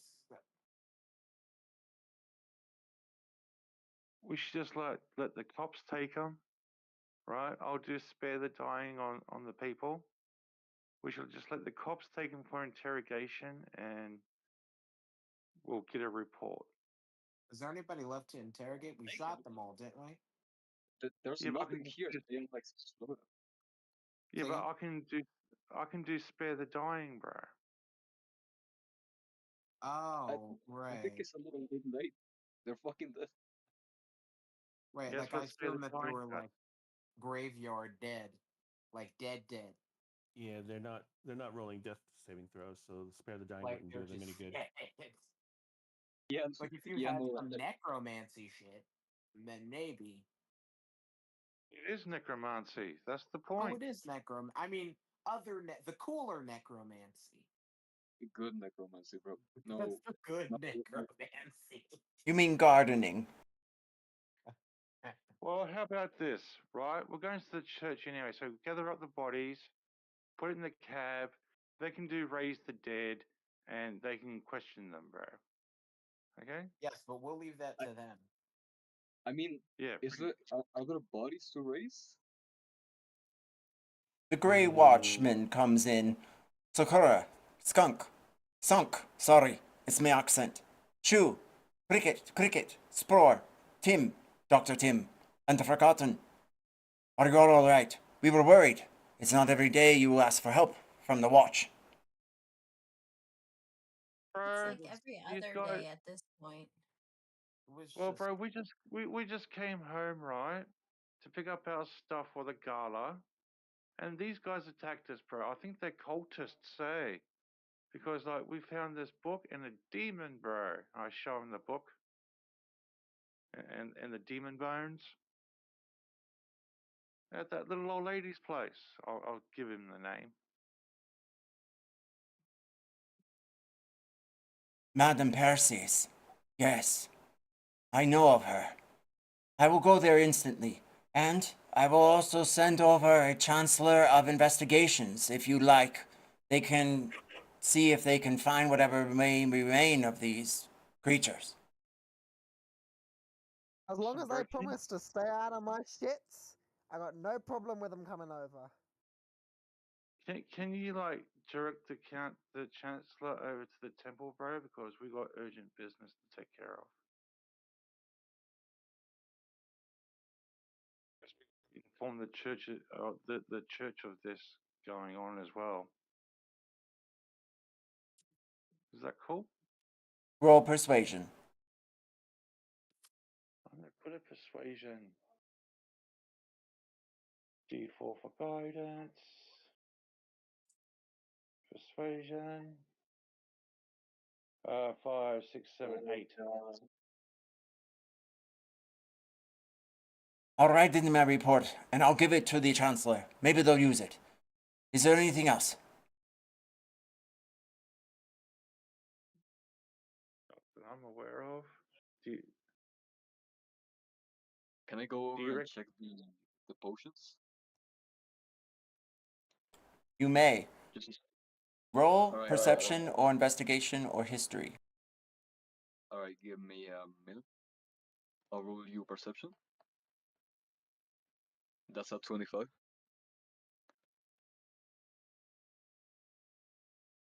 You're not sure why the mage, or whatever they were, was grabbing at the counter spells.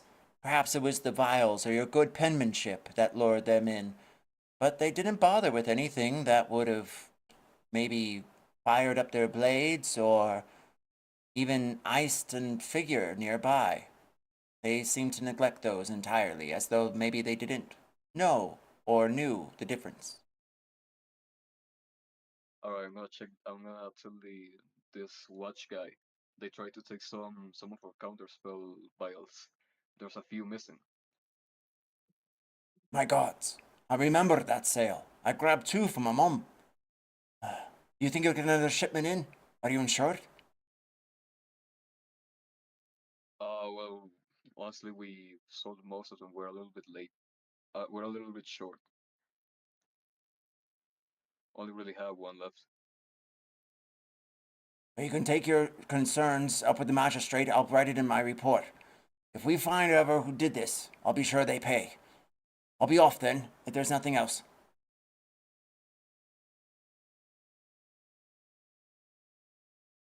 And with that, he leaves the curiosity shop, and the rest of you to deal with the remains, or what remains, of who tried to rob you. oh, this is just I was gonna awful. start casting like mending on. Wait, hold on. Can you hear me? Yeah. Yeah, no, yeah, I was going to soliloquize. Please, go ahead. Spore's gonna start casting like mending on the windows. He's gonna start like getting the brooms out, and he's gonna start like doing it all sweeping, cleaning up everything. Yeah. Mending that window, fix that broken fucking window that someone decided to smash. We don't have time for all this. We got a gala to get to, and and a church to get to. You don't have We'll time to. get that sorted. I need to do my deliveries first, but this shop, I'm the one who sees people as they come in, and let me tell you now, it's important that we keep it clean, okay? We'll do it in a minute. I need to clean up the shop, and then we'll head out on our delivery, and then we'll meet you at the gala. I have All right room then. for one on my horse, if that helps. All right I then. mean, We have a horse to ride. man, we're like covered in purple goo. I don't think that's very sanitary. Maybe we should take a shower. How long do we have to go before the gala starts, bro? How long? And Zakura, what was your soliloquy? No. She was just going to. I'll give you the Cliff Notes version because I forgot what I was going to say. Basically, she's expressing dismay at the fact that that there was so much death and stuff because she's a pacifist. But despite fatally shooting two people, of course. You may roll insight or you may roll religion, depending on your viewpoints. Religion, most. Religion. Why not? 22.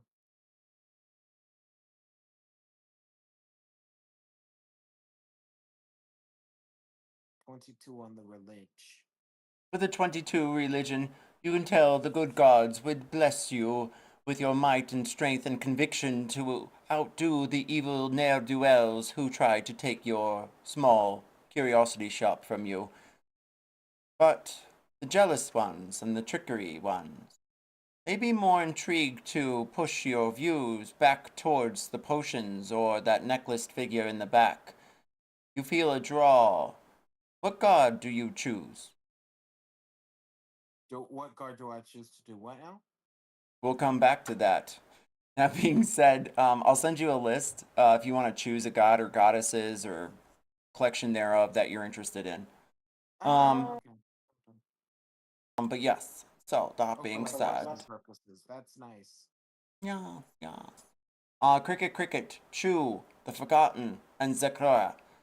Choose now if you're going to stay back with Tim and get ready for the gala and trim up whatever loose ends you may need to before venturing that way, or if you're going to help out with the delivery and take it to the, well, woman I believe we have yet to name. I would Well, stay behind and get ready. Yeah, I'll probably stay behind. you Cricket will stay probably behind. want the more socially inclined people to go to prioritize the gala, and then have all the physical people or most of the physical people do the delivery. Uh, Consider. Considering I was the one who was requested the delivery, I'll be sure to head off and do the delivery, but I will head to the gala straight after, because of course my social awareness, as you're all aware, is somewhat immaculate. I've got a wonderful outfit prepared, a nice mossy cloak. I've got a new hat just awaiting for me, just in the forest on the outside of the city. It'll be great. Trust my outfit. Each of you roll me a perception check, except for Spore. 18. 19 for Fuck, Cricket. I'm rolling really bad. Oh, I've got a Also, 10, bro.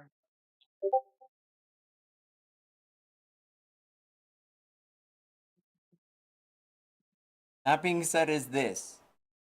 We'll take a 5-minute break after those of you who rolled a 15 or higher have noticed that Spore's mushroom cap that he considers his crown, he goes out every now and then, every 2 months to get a new one. It comes back with a different color and flavor and smell and hue, and sometimes they're poisonous and you all have to take it from him. That being said, this one, however, is not poisonous, but it is molding quite quick. He might have to get a new one pretty soon. The rest of you, we all take a 5-minute break and we come back. Mad Dwarf King, just pull up your character sheet and roll a dice and add yourself on in. From here on in, you'll be this duck-looking character called the Forgotten until we figure out your character sheet. I don't think it's going to happen so quick. I've already tried a dozen times. Okay. Okay. Just on I need to grab a unnecessary drink. then. Say I'll just take the risk of possibly having to redo things on it.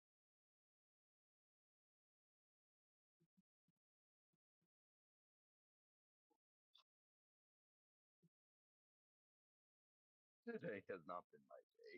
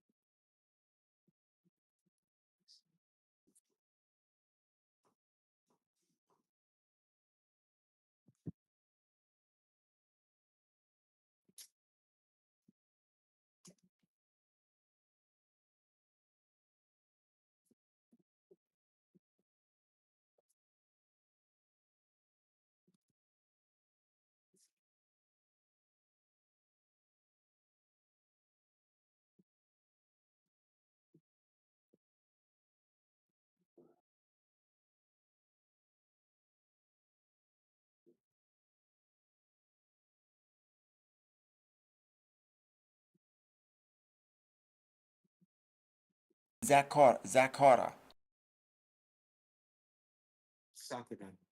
Sakura? Sakura. No, no, no, not a Z, darling. Sakura. Sakura. Let's say I have a. Go on, Mad Dwarf King. I was about to say, like, whenever I tried to find the Briar Beast in the ad as a companion, like, I could not find anything Briar. So, what staff walk do you want me to use as a replacement till we get that figured out? Since my character build is literally mounted combat. We will pull that when it becomes viable, because I'm sure I'll have downtime to search for that in that moment. Zakora. Can you pronounce your name again so I can say it without a Z? I gotta put it to memory, please. Sakura. Sakura. Sakura. Sakura. Yes. Sakura. Basically. I'm gonna find the Gods chapter and send it over to Change you. the name if it's more convenient for you. No, I'll get there. Plus, I have fun trying to pronounce it every time. I'll just roll it only once. Okay. All right.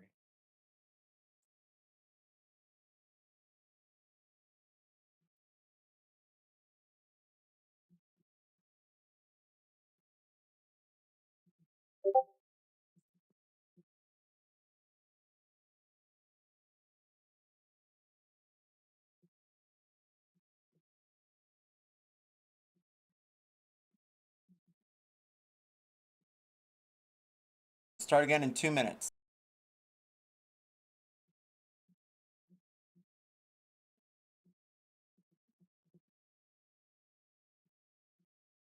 Say, just unclaim the character and crest styles, and I'll figure it out.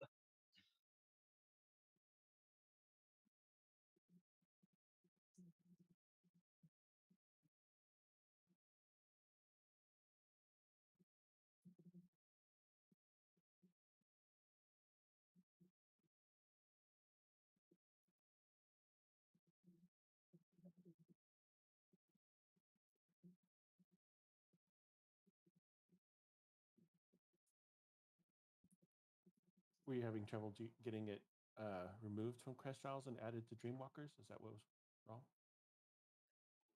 Yeah, because like I asked like quite a few times for the thing for the link, but wasn't able to get it. So I just made it in Crestyle so I'd have um access to all the books that I'd have access to, and now I can't get. It's a whole thing, and I just unclaimed to had him to claim it, but now I can't like do the rolls on there because he has it claimed and can't like pull it over. And the reason I unclaimed it so he could claim it is because it gave me a warning that if I left that campaign, if that character left that campaign, there's a possibility that the stuff um, that navigator owned, that it would be pulled off the character sheet, which would be like Oh. most of the characters. Because while the Illiger stuff is all mine, I have like so many items that are not from the base books or Illiger. as well as a bunch All of right, we're gonna sidebar this because I think we've tried enough. I've also tried a dozen times. I think you've just gotta add a character and use the link and start again. That being said, we move on. And we start with a gambit roll. Everyone, roll your highest rolls. Will do.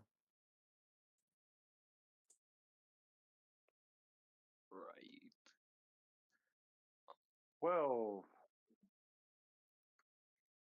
What you get? What's a gambit roll? Oops, that's oh my god, I'm getting fucking tweaked out on D&D Beyond again. Okay.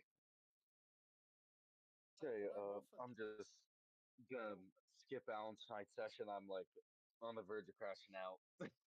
Ooh, that's a 26. 21. what do I roll for gambit? The highest roll you have. Your Oh, highest skill. oh shit! Good luck, guys. Oh, it's the highest skill. Whoops. Okay, we'll work on it, Mad Dwarf, and we'll get back to you next week. Never mind though. That's a 20. Let's say a 24 for me. Wait, a 21. There we go. Not 2021. Wait, I got a question. I got a fucking question. I've got a halfling. That means I re-roll nat ones. Do I get to re-roll it this time because I'm a halfling? If you're a halfling, Fuck yeah. It's not a lot better. That's only a 17. 4 plus 13. 17. Great. Wait, how do halflings exist? Because I'm a halfling. No. Because then if you have like a halfling, right, that reproduces with a halfling, right, you get a whole ling. Okay. Shut Or the is fuck it a up. quarterling? Wait a minute. I will not allow halfling slander. If it's square, then we can get a lot more crazy.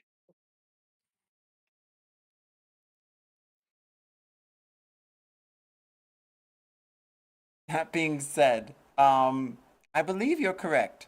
Also, it looks like Chew, Tim, and Cricket Cricket are staying back at the shop. We have Spore, where are you? Sunk, and, well, copy of Sakura. I'm not staying back there. I'm gonna load these bodies on the horse. I'm gonna load these bodies on that horse that was offered. Take the book and go to the church. I'll get changed there, and I'll meet people at the gala.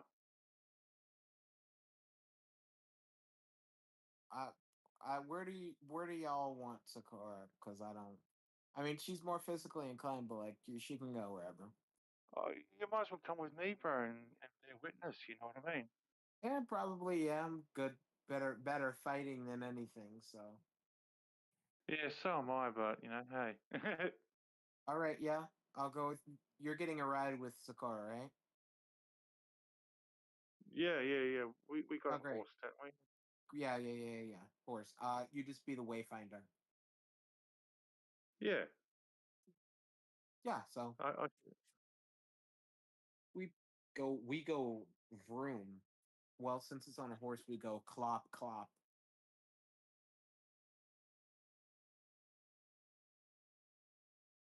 Clop, clop. I had a moment. Okay, that being said, Sakura, uh, Cricket, Cricket, Chu, and Tim are all staying back at the Curiosity Shop. While you guys are all there, we are going to take a ride over to the delivery and see how that goes. But when we come back, you must all describe what you're wearing to the gala, as our dear friends, Spore and Sunk will have to just figure it out on their way. I want to turn to Spore. And I tell him, yo, boss, you gotta change the hat, man. It's starting to smell bad.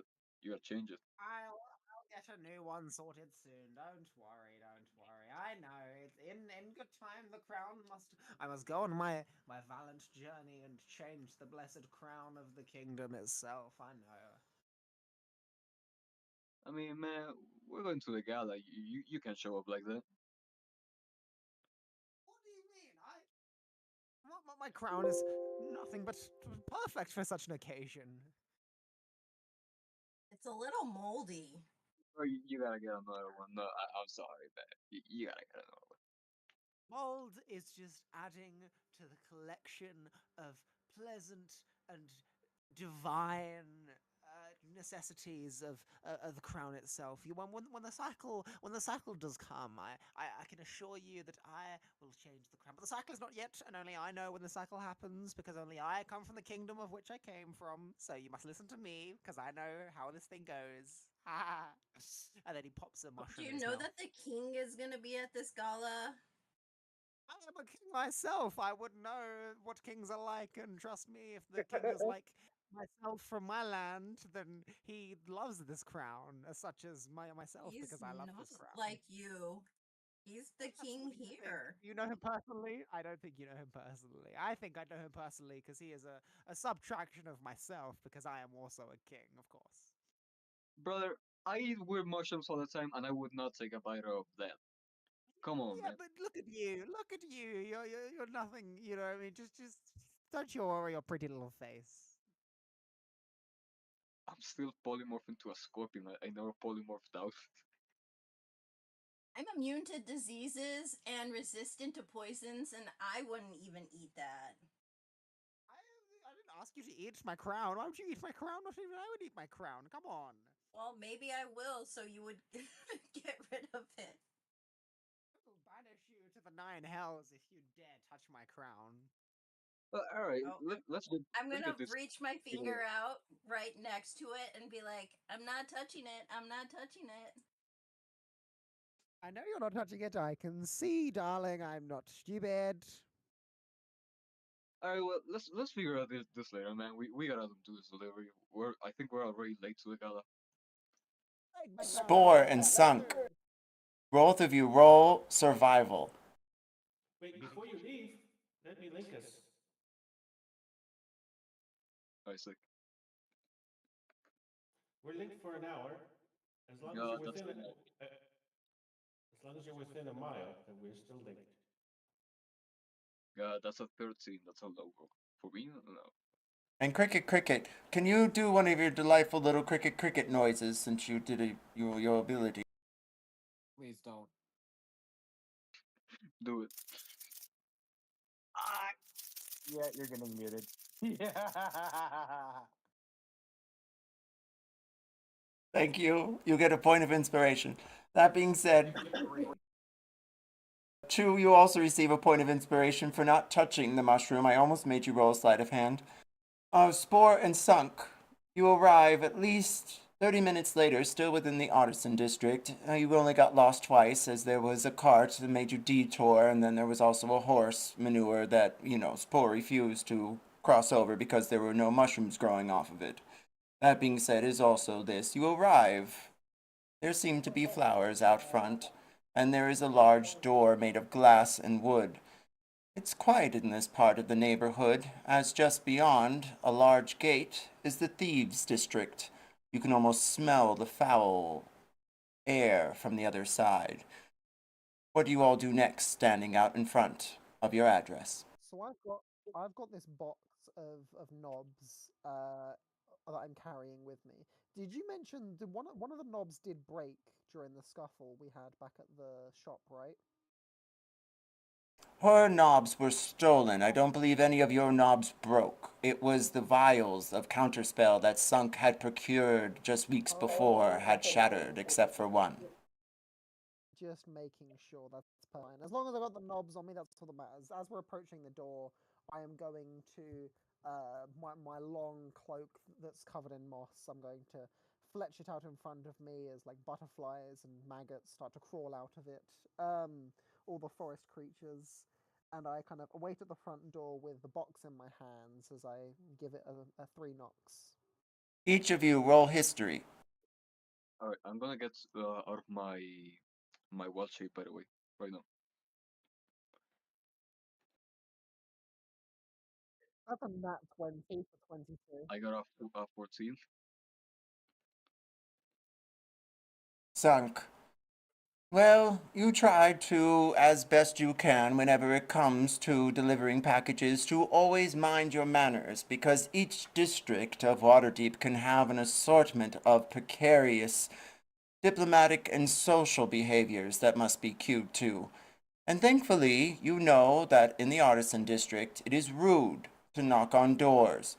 Shops are to just be opened, and other doors yours to stand in front, expecting someone to come. Perhaps a bit of magic, or some other will of the winds. That being said, Spore, high or low? Bye. You're aware in your kingdom that you're always supposed to knock at least 3 times, and then they're supposed to follow with a right after to allow you entry. However, you are ignoring that custom and knocking on the door directly, as you know here in this part of the artisan district, you're to wait until someone opens the door. Dude, what are you doing? You're not supposed to knock. Come on. I rolled a nat 20. Wait a fucking minute. Oh shit, my bad. Okay. I turned to oh, what do you mean? It is accustomed to this kingdom for you to knock precisely as I have just done. Bro, we're in Waterdeep. This is the Artisans Guild. Oh, This trust me, my friend. I have been in and out of these cities much more than you. Just stay there and look pretty, and trust me to lead the way. The silvered glass door opens, and you see a striking human figure with a large nose and his hair bundled up in the back.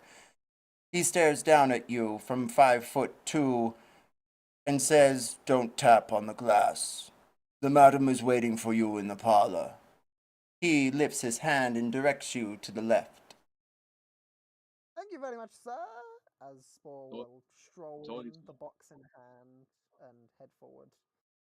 As I turn around, as we're walking through, I'm going to turn to Sunk. He said not to touch the glass, not don't knock on the door. Come on. You also know that it is customary within the houses, especially the elder ones, the ones that used to rule the city before it broke up into districts as it is now, that you are to be as light as air and as silent as a chamber mouse whenever you are a guest of someone else's house. Okay. However, you may not. I will be as light-footed as I can. I'll try my best to not make much noise.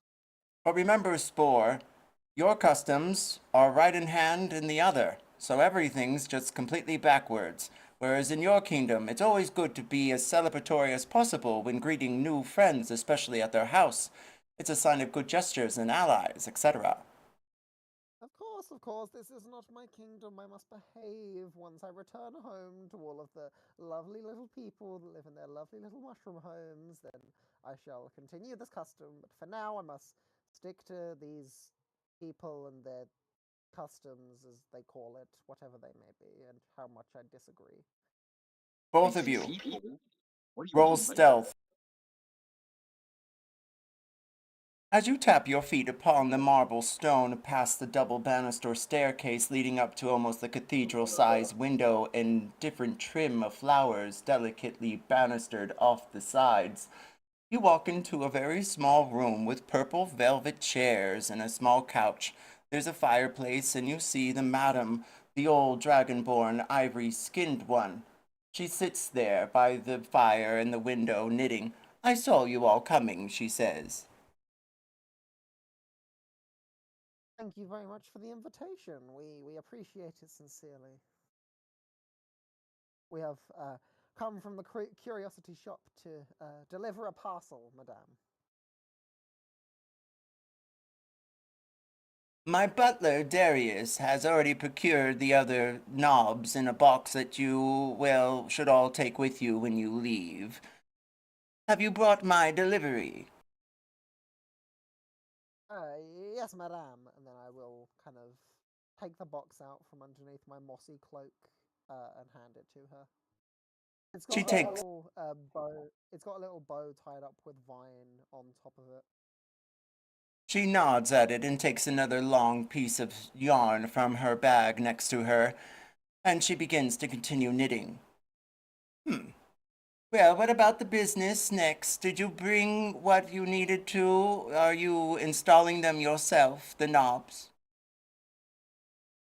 We'd be happy to attempt to, madame, if necessary, although I am somewhat less of a professional when it comes to installations, but I am happy to attempt it as wish. We have also come here under the rulings of a mission that has been requested of us. And which of you should I speak to about my missing maid? I kind of bow my head and look over at her.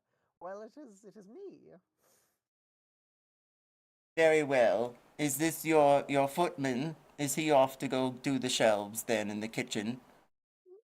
Yes, he can. I will hand him the knobs. He can go and attempt to fix them as such. He is just a companion of mine, nothing more, nothing less. And then I kind of put my hands out to take the knobs from the Dragonborn. I'm gonna lean down to Spore and whisper, "Dude, I'm a chef. I don't know how to do that." I point in his direction. You receive a message in your head, and you just go, "Just stall. I'll be in a minute to help you out." Goddamn. Okay, all right. I'm gonna go to the kitchen. I'm gonna stall. I'm gonna pretend I'm doing something. I'm not actually doing anything. Cricket, As I hand him- Chew, Dr. Tim, and Sakra. The four of you are back at the curiosity shop, and the door opens yet again.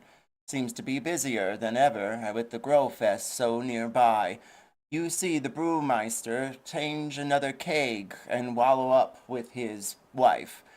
That being said, this woman is different. She's clad in gray, and she's wearing a pendant made of purple. And she has an umbrella. She looks over at the four of you, or whoever is in the shop, and smiles and nods. Oh, is someone cleaning this up? She says, as she's pointing to all of the broken glass. It's the church. It's just those two.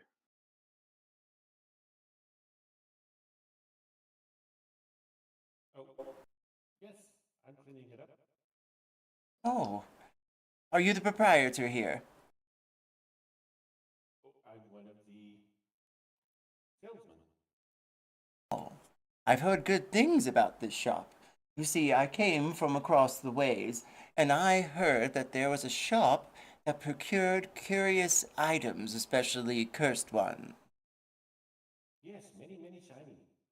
We've got plenty of shinies. Do you have any on display here? Yes, this way, this way.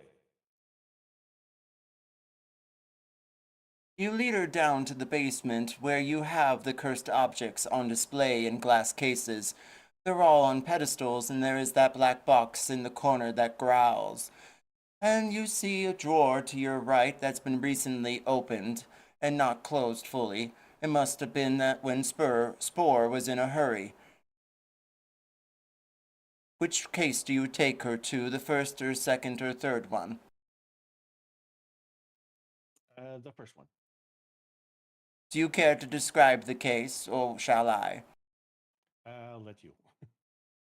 The case is made of glass with gilded edges on either corner. Inside is a blue, well, vase. It seems to be glazed, and it has beautiful blue petals, too.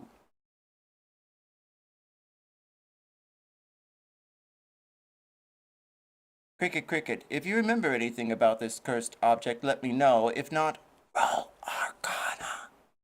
Arcana. Okay. Oh, 6. So he's just gonna make it up. Try to deceive her. The woman leans in, and you can see she has black hair that's strung around together, almost as though she has locks that she hasn't washed in years. And she leans with her glasses on her nose that suddenly appear from a black flame. Ooh, how delightful. What can you tell me about this one? This shiny is very special. It has magical cleaning properties. It will, when you have it under your pillow, when you sleep at night, you wake up perfectly refreshed, and all of your your makeup is and your hair is done, and you're refreshed and ready for the day.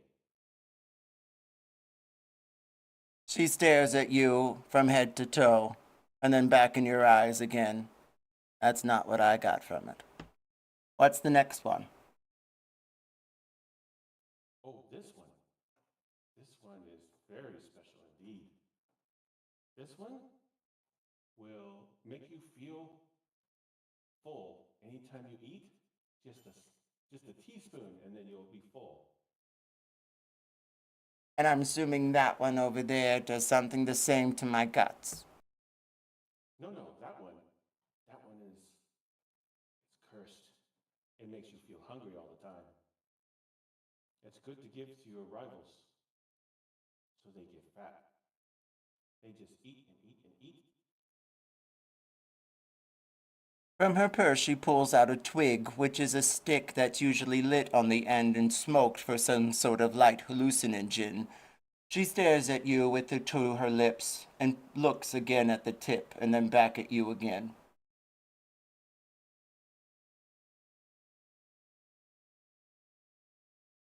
That's fucking hysterical. Very worth it. With lots of money. Ugh. She pulls out her purse, a small lighter, and lights her flame and sucks on the tip of her twig and blows the smoke at one of the three. I'll take the lot of them. How much? 5,000 gold. Is that it? Yes. I'll bring my footman around before I leave your great city. How's Saturday? Saturday is good. It's 4 days from now. Yes, Saturday is good. Excellent. Well, don't sell them in the meantime. She creeps up the stairs and leaves the shop. You hear the chiming of the bell again. Dearest Sunk, you walk into the back of the kitchen and you see your assistant. She's small and halfling with curly red hair. She's small and stares, smiling in your direction. She comes up merely to your knees. Oh, hello, hi. Uh, Hello, I'm here to do something to the kitchen cabinets. Oh, yes. She escorts you over to what looks like a butcher's table that she hops up and sits upon. She sips some tea near her, and she stares at you and points at the different cupboards and drawers missing all of their knobs. I took them off before you got here. Oh, well, thank you. That's very nice of you. Yeah. Um, okay, so how tall are the cabinets? They all reach your head, and you should be able to reach all of them fine. It's made for a small chef of some kind. Okay, so I don't know what the fuck to do. Can I inspect the cabinets? You may roll investigation or history to jog your memory of trying to repair cabinets with your level 9 character. Alright, sure. I have +1.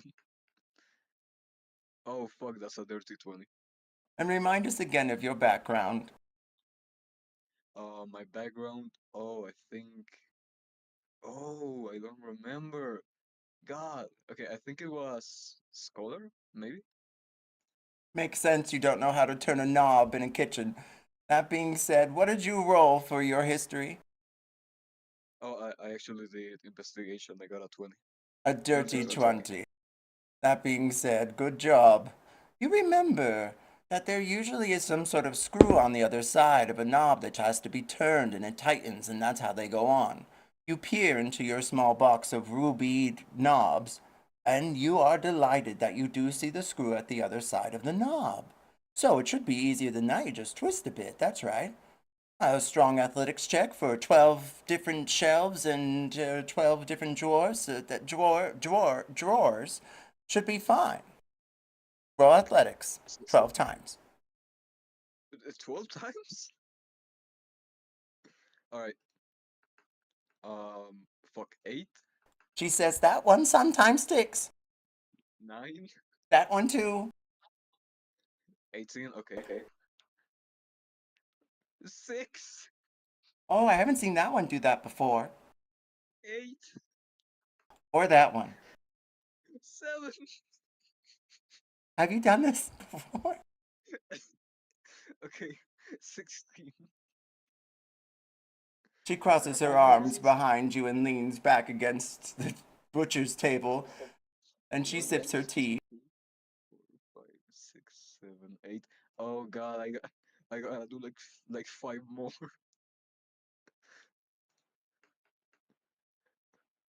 11,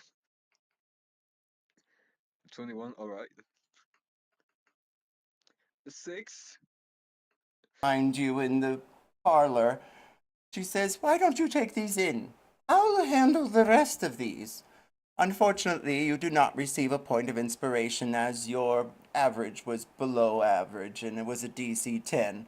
That being said, is also this you return as Spore is continuing his conversation with the Ivory Dragonborn. So Spore, we'll start and then Sunk will cue you in with cookies. Oh, yeah, sick. Spore, how are you starting this delightful conversation with the knitting woman at the fireplace?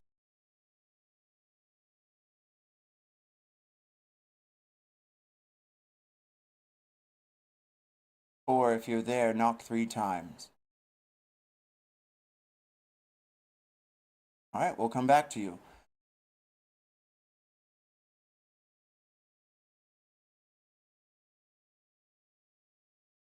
Oh. Oh. Oh, Is my mic working now? Hello? yes. Hello? Hello. There we Wait, yeah, go. Sorry, guys, my bad.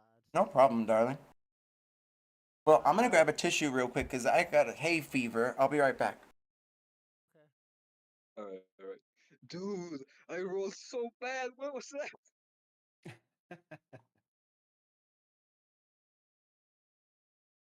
Just the luck of the dice.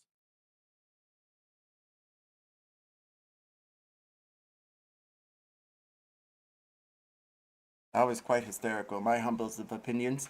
Spore, how are you starting this delightful character conversation with this woman knitting at the furnace? Imagine Spore would kind of be sat there on one of these purple chairs as he kind of looking over at this lady, and he goes, "So, about the knobs that we've been told to deliver. I was informed at the shop that some of them were stolen. Is this true?" Why, yes. That's why I asked you to come to my house. I need you to find my missing maid and maybe my crystal knob. It is an heirloom sent from the great mountains where my family sought patronage when they pilgrimed to Greyhawk. Ah, yes, wonderful, wonderful. I myself came on a mighty pilgrimage to move from here, from the kingdom in which I reign supreme. Well, if you wouldn't mind, perhaps you could hand us over some information on this maid, give us a name, perhaps a home address, any further information that you may have that you could hand over to us, and we could commit to our investigations and attempt to find your missing knobs.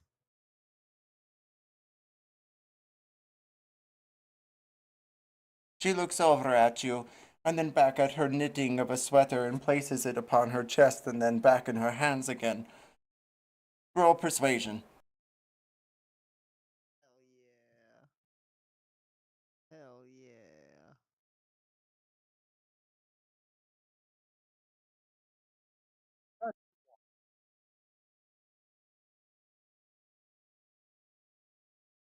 I have a chancellor of investigations. His name is Tracy. And he is looking to find out more information. However, I have heard nothing from him for weeks. That is why I am looking for you and your group to get on the trail of it. I expect an update within a week. How much is your fee? One second, I'm just taking notes. Oop.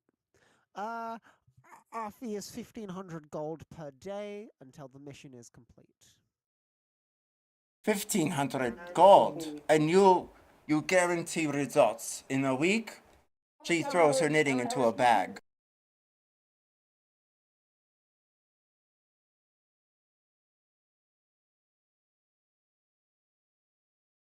Leech? I think your mic broke out again. Oh, babes. My laptop died. Sorry. Hey, welcome back. I can assure you we'll try our absolute hardest, and if we are incorrect in completing this mission in the allocated timeline, we pay back 75% of all of the gold of the overall pay, simply because we must require the pay for the time spent away from our shop itself and requesting all of the other issues that other people are having to commit to this a mission that you request of us. But if the mission is complete, then we will keep the 1,500 gold per day in its fullest capacity, complete to the standards of which you will set.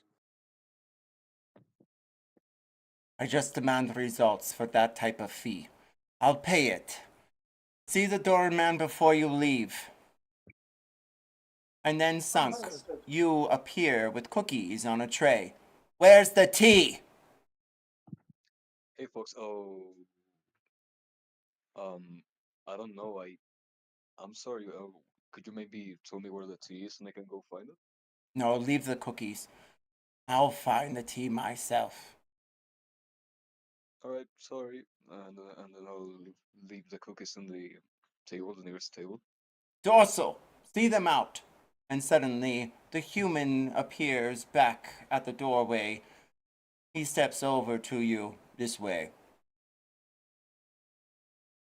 I will follow behind him. I'll kind of bow to the madame, and I will take my spore crown off my head as I bow to her, and I go, "Thank you very much. We will be sure to report back to you within the week with the allocated and completed mission." Thank you. Sakura. We'll Oh, sorry, Sunk. What were you saying? Oh, I was just gonna say as I'm leaving that, I'm gonna say, thank you. We'll try our best to find your mate. Very well. He hands you a lofty envelope with your fee for the delivery of the day, and escorts you to the door and shuts it abruptly. You see two curtains go over the sides of it from behind. Mhm. How much was Do How much is in the envelope? I'm gonna open the envelope and check. 1,200, 500. 50. I'm sorry, 1,250. 1250 gold, I think. Gold, right? Wonderful. Well, it seems fair. 750 for me, 500 for you. I feel like that's pretty even, considering the jobs in which you both took up. But I can assure you, if you assist me with the mission that has been handed to me, then we could perhaps split it a bit, 50-50 even. How would you say? Sure, man. I do gotta tell you something, dude. Man, those doorknobs, I completely fucked it up. You know I what? Just for told you. that, why don't I take an extra 100, so that'll be 850 for me and 400 for you. Dude, I told you. I don't know what to do with shit. You fucking left me there. That sounds. I said to stall, and you didn't stall. I wish that you would listen. I know that you are new. I know that you are new here, but there are many things for you to learn. Perhaps one day you can meet the statue and attire and the qualifications in which I have. But for now, and then I kind of take 400 gold out and I slide it over to him, and I go, "Why don't you use? You don't spend it all at once." I'm gonna look at him very indignated, but I'm gonna pocket the 400 gold. You hand him the 4 planks of gold. And Sakura, what are you doing over there? Oh yeah. Chu, what are you doing to get ready for the gala? And Cricket and Tim, question to you also. So me and Sakura are going to the church. We're getting changed there because we got to tell people about this incursion. All right, fabulous. So Dr. Tim and Chu, you guys are going to the temple. Cricket, I'm sorry. Are you going to the temple also? I don't think I could fit on the horse. So I thought it was just Sakura and Tim that was going to the temple, and then Chu and I were getting ready to at the shop, and then heading over straight Yeah. to the gala, right? Yeah, I think I was staying behind.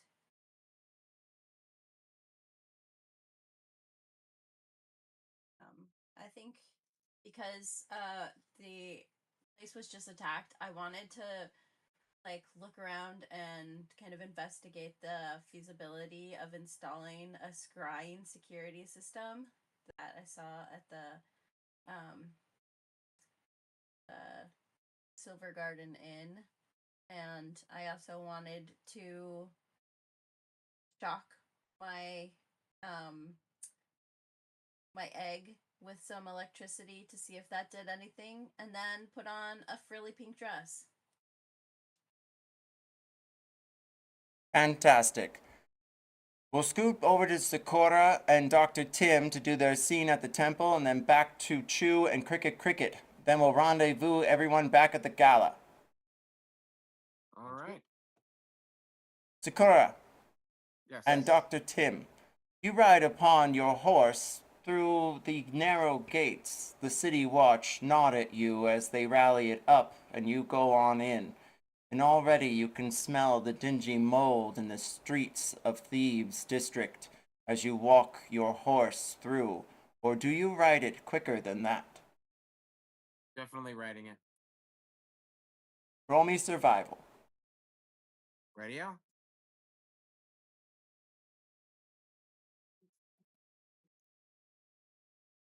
$19. Dr. Tim, roll perception. Perception. Here we go. Oh, I'm really shit today. 16. You know that whoever may be walking through the Thieves' District should always have another that's keeping an eye over their shoulder.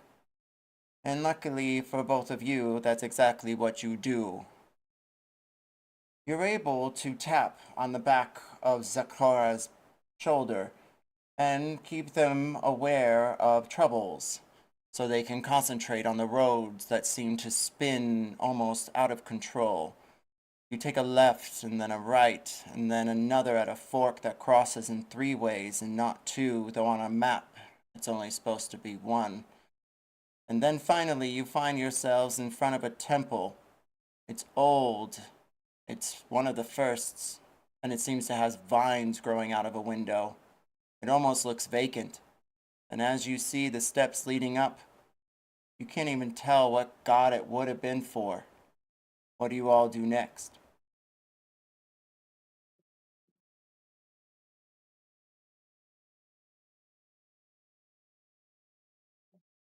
I suppose we better go inside and I'll call out for people.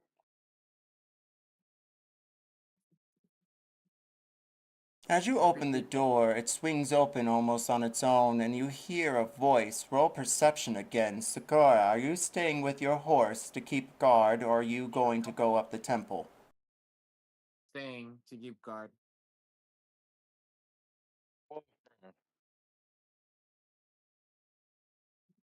Repeat that one more time. You cut out. I got a 12, bro. I still didn't quite get that. 12.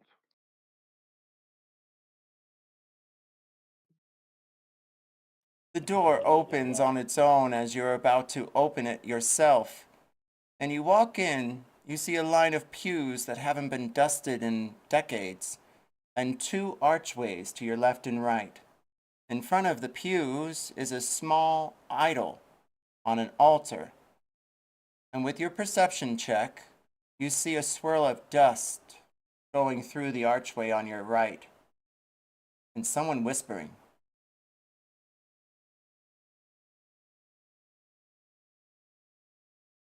All right, bro. I'll follow the whispering. You walk through the archway on your right, and it's darker than the other room. The boarding of the windows is probably because of that. And as you search around, you see arcane sigils on the floor. Roll me on Arcana. There in the shadows, there is someone praying. They have a small candle in front of them. However, they seem to be blocking a light, and the shadow is appearing over the wall in front of you. The arcane sigils that you see have something to do with your 16, that it's more than likely some sort of chamber room for exorcisms. Place. Yep, I'll come to the right place, bro. What I'll do is that I'll call out. Excuse me, sir. I'm Father Tim. I need your help. Oh, then again, I'm ninth level A. So would that then make me a bishop or something? Roll me persuasion. Persuasion. And dice seem to be working again on D&D Beyond BTW. Yeah. Dr. Tim, high or low? I'll go for low, bro. You are not a bishop. However, you are simply just a priest or father. Okay then. Fair enough. So yeah, I'll introduce myself to the man. I don't want to interrupt him. As you approach the shadowed figure huddled in the corner with the candle in front of them, you hear hushed tones in common. All blessings to those, all blessings to those, all blessings to those. And you notice it is not a man, but a woman. She has hunched shoulders, and her hair is done up in a bun behind her head. She turns and stands in front of you. You notice she seems to be levitating off the floor. Roll Arcana or History.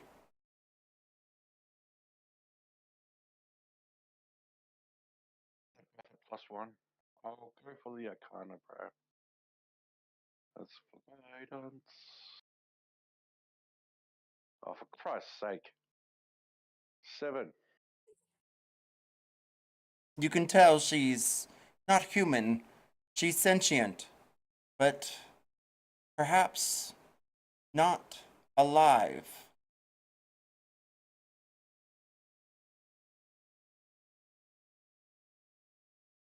She simply stares at you. Her eyes are glossed over. They are brown, though she looks like flesh. She is levitating above you almost. It seems, though it could be just the shadows on the walls again.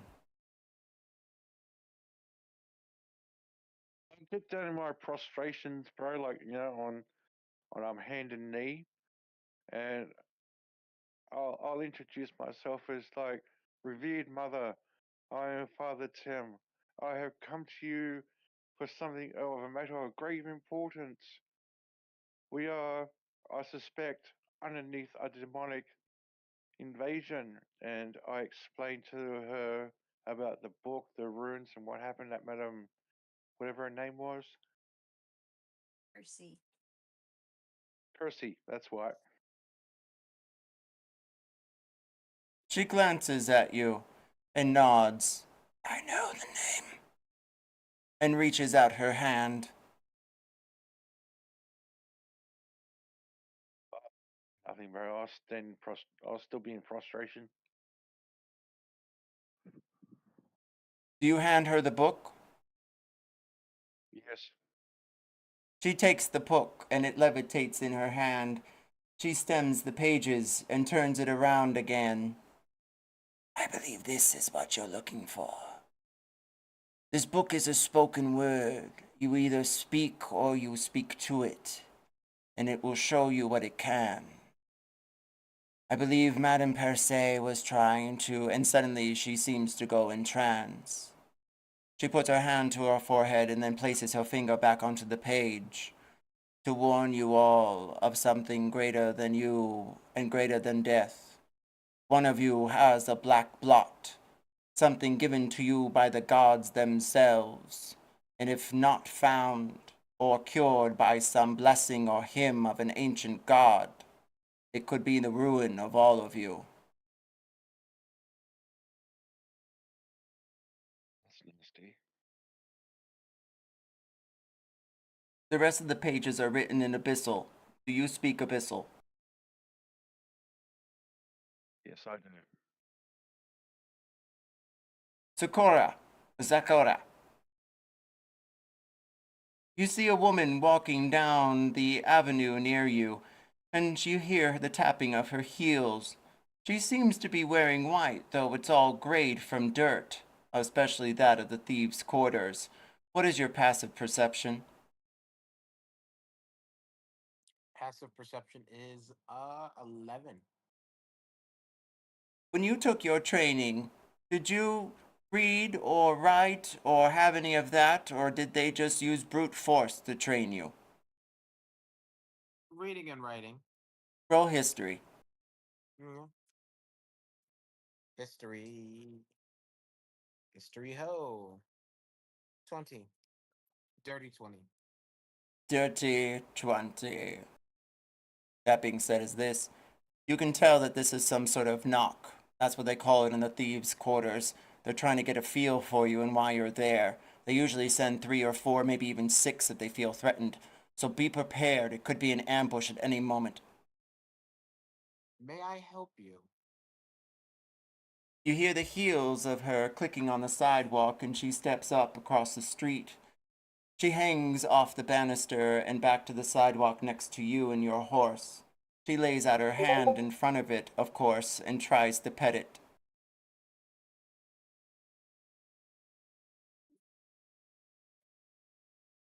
I'm not gonna stop her from attempting to pet it.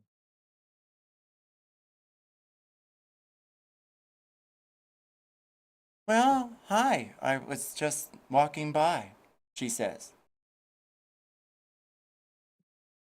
Is this the first time I've seen her, or has she been like circling?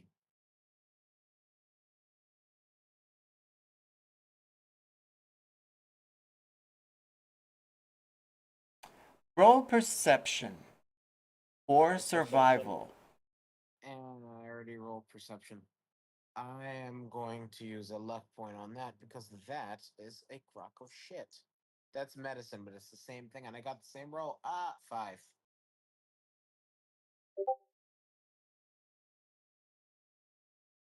Unfortunately, you were too busy trying to get through the narrow alleyways to really be sure if you were being followed or not. Dr. Tim, high or low?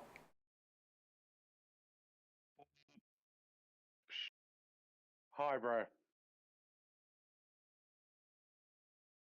You knew that something was strange as you went through the avenues. You swore you saw the same person twice, some homeless-looking fellow. He had a gnarled scar on his face, though he tried to hide it, especially with his bandana. It was all gray, too. Did you tell Sakra before you left? Yes, I would have. Because this is the thieves' quarter, bro. I don't want to get mugged. There you have it. So you are aware that there might be something strange in the avenues. Oh yeah, bro. This is like the thieves' quarter, bro. If we're gonna get mugged and murdered, this is gonna be the place. Maybe. Listen, just be straight with me.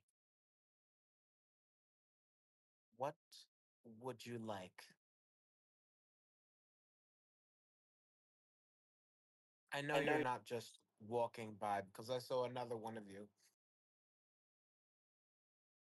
doing the same sort of walk by, hoping that I wouldn't notice you. So please, let's just get right to the point.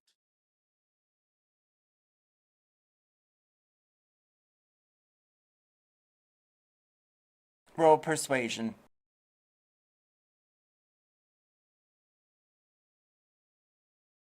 Burning another luck point for that. 27. What anybody wants. Information. Why are you here in front of an abandoned old temple? Some ancient bitch howls every now and then. Well, I'm afraid that's not really your business. Respectfully and humbly, of course. Roll history.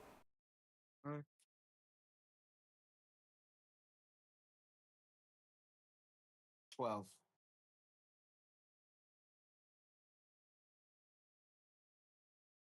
Right. Well, maybe I'll see you around then. I suspect sooner rather than later. I don't know about that. You see her walk down the alleyway and turn a corner, and before she does, she looks back and smiles and nods in your direction. Roll me one more perception check. 16. Don't kill her. Not now, but next time. It was almost loud enough for you to hear.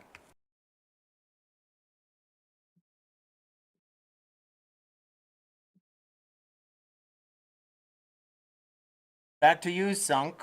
Roll survival. Oh god. Okay. Oh god, I got a 2. That's a 9. Unfortunately, you begin to get lost with Spore as you try to get back through the avenues. Some of them have been shut down because of a parade, especially some great gala is supposed to be this evening. Spore, What's up? roll survival. Can I roll persuasion instead? Because I asked politely. You may. Oh shit! No way. That worked. Okay.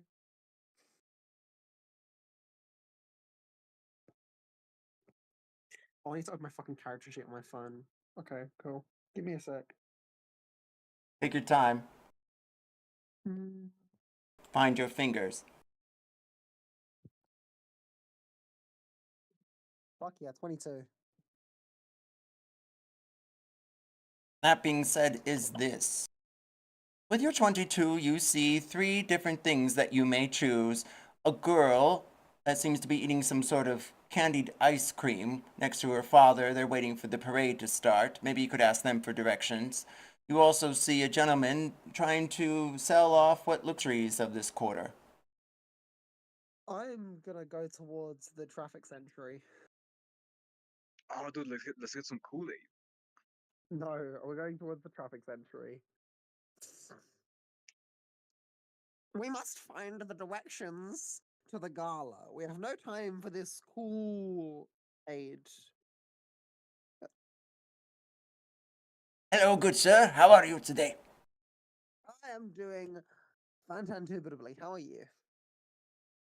His mustache moves as he speaks. Quite well, quite well. Waiting for the parade like everyone else.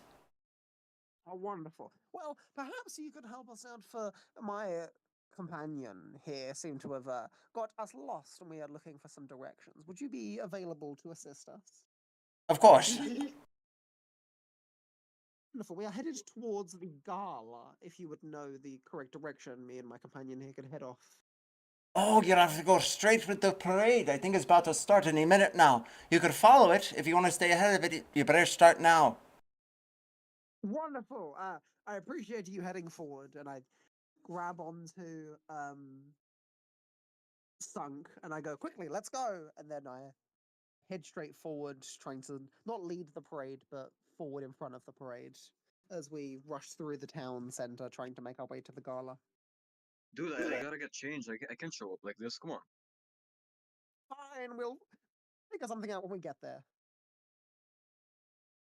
As you dash up the street, you find yourselves colliding into a collection of different people waiting for the parade and to wave, and also different watchmen. Both of you roll survival one last time and see if you make it to the gala on time. Uh-oh. Okay, I'm gonna 22. give him. Wait, what did you roll? I got a 22. Thank fuck. That being said, Sakura, we're going to come back to you and we're going to come back to Dr. Tim. But first, we're going to head over to Chu as she's getting ready and investigating her sphere of electricity, possibly. Yeah, I want to just zap it with a little lightning to see if it's electrical in any way. You hear the door chime and you see a figure come through the front. She seems to have some sort of purple pendant on, and she is escorted by Cricket downstairs. She leaves a few minutes later, and you roll investigation or arcana or something else like sleight of hand if you're going to charge it with some sort of electrical box. I'll do Arcana.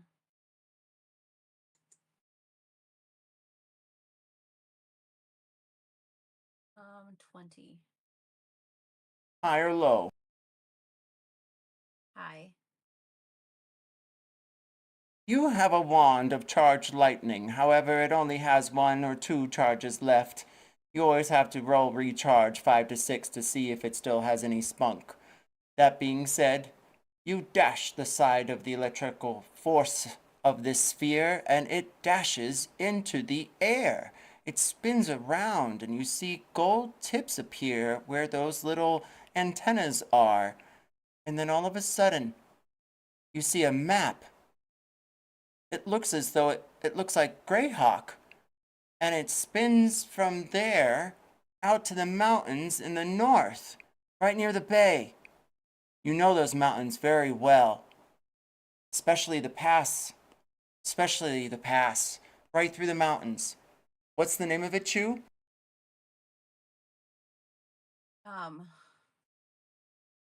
Desperate Pass. Desperate Pass, used by hunters. Maybe Sakura had taken it herself. She could be your guide if that's what you choose, but it's definitely a map, though you're not sure where. High or low? Low.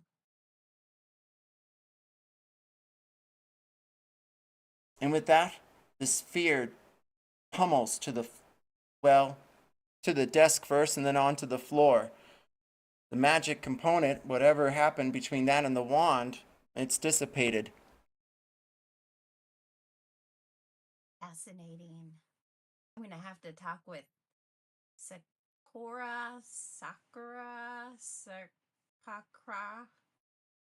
later about this.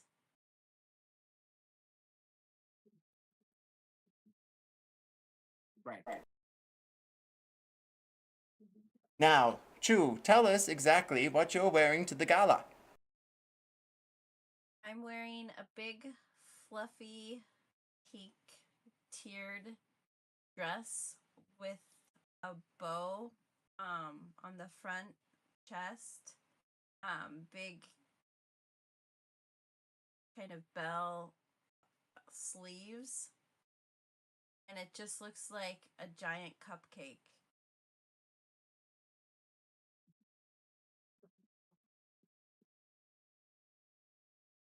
Roll performance.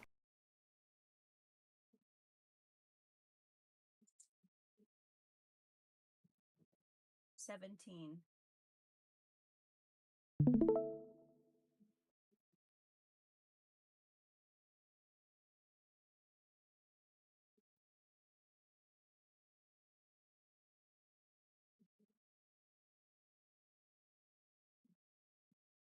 A 17. Well, it seems as though your dress is puffy as best. And you get a +2 for all of your charisma checks for the rest of the evening. Keep that in mind.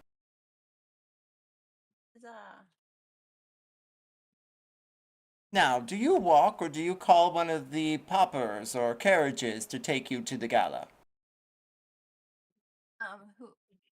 Who else is still? Oh, Cricket. And Cricket left. I believe they at least put on a nice bow tie and they get into the carriage with you or take your hand and they walk with you to the gala. Okay. We'll walk. Care to be an escort, I guess? Escorted? Care to be escorted, he would say, maybe? I would be delighted. And you hear a collection of insect noises as you both walk together. Roll survival.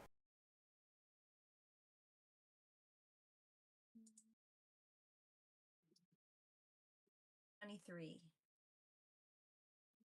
As luck would have it, eventually you run into Sunk and you run into Spore. The three, no, four of you all there marching up to the gala together. I wonder where Zecora and Dr. Tim are. Or Father Tim, I mean. Or Priest Tim. We'll come back to that, as I'm sure they'll fill us in here in a moment. What are you two doing there in the thieves' quarters? Dr. Tim, you come back out with the book, I'm guessing, or do you investigate the temple further?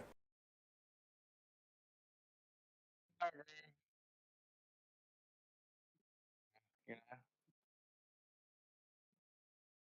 We cannot I'll, hear you. I'll just simply get changed in the temple, bro, and swap places with Sakura so he can get changed. So she can get changed, yes. Sakura, what are you doing Yes. out there alone in the avenues? Just keeping watch. Both of you roll survival.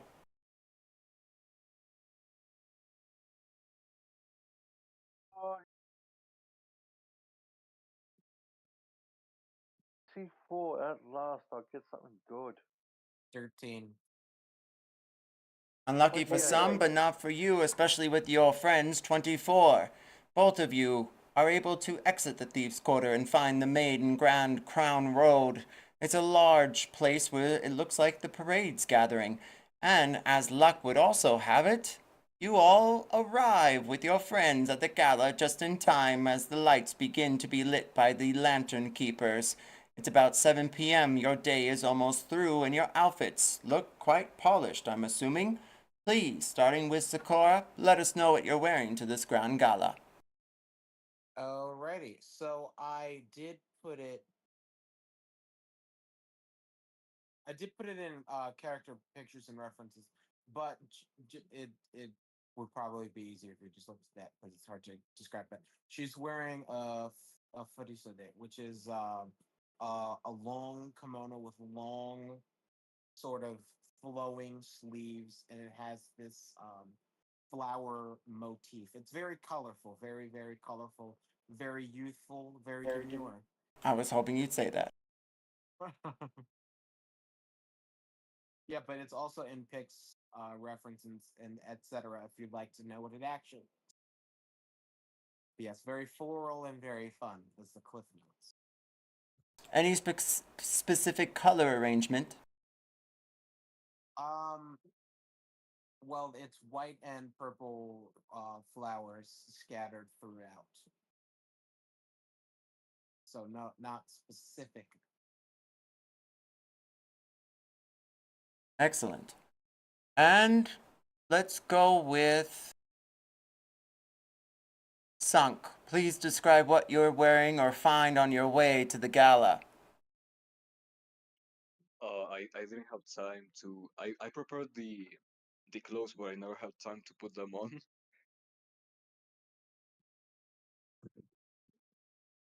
So if there's a bathroom nearby, I could like go and change. Roll investigation. All right.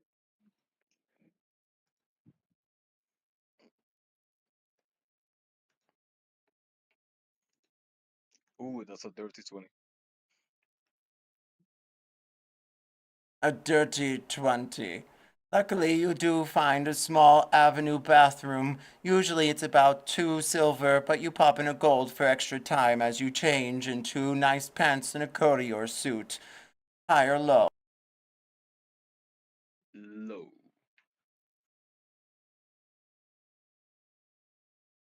Unfortunately, it doesn't have a top hat. Oh, damn it. Alright, well, yeah, I'd be wearing. I'm pretty sure it's on the reference in pics, but it's pretty much just like a normal waiter outfit. You know, tie, white shirt, black pants, and a black sleeveless vest.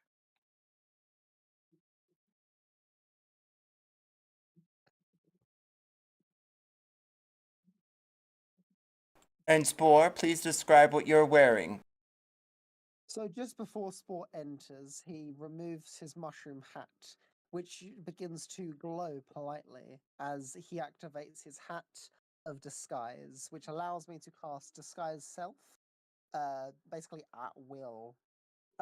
With my hat of disguise, Spore comes an outfit. His mossy cloak begins to grow flower buds of roses and sunflowers that begin to peer up and down his gown. He's wearing this wondrous outfit at the top with wonderful like glowing flowers of greens and yellows and blues. His hat itself begins to glow into a bright red mushroom with white polka dots on top of it, making him look a lot better than the state he was in previously. A lot more with nature, but a lot more looking well.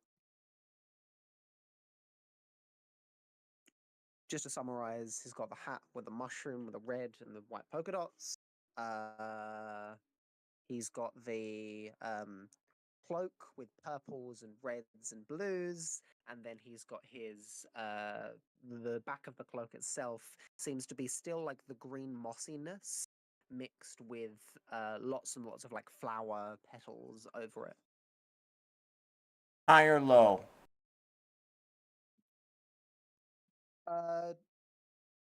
Low. I'm feeling unlucky. That being said, is this. Dr. Tim, please tell us what you'll be wearing to the gala. I'll be wearing a fancy tuxedo, bro.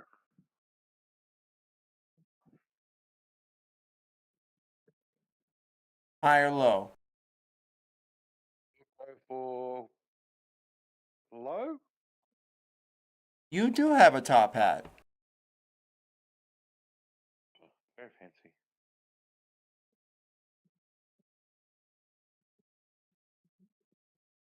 I believe that's everyone. Have I missed someone?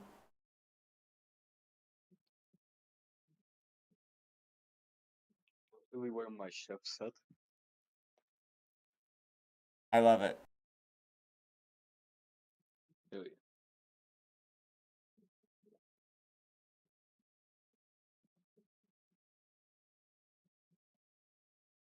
Okay, so I apologize, gang. I'm having a moment trying to find this map, which I'm going to locate now. So if you want to take 3 minutes and come on back, if you want to grab a drink or feed your kitty cat or something.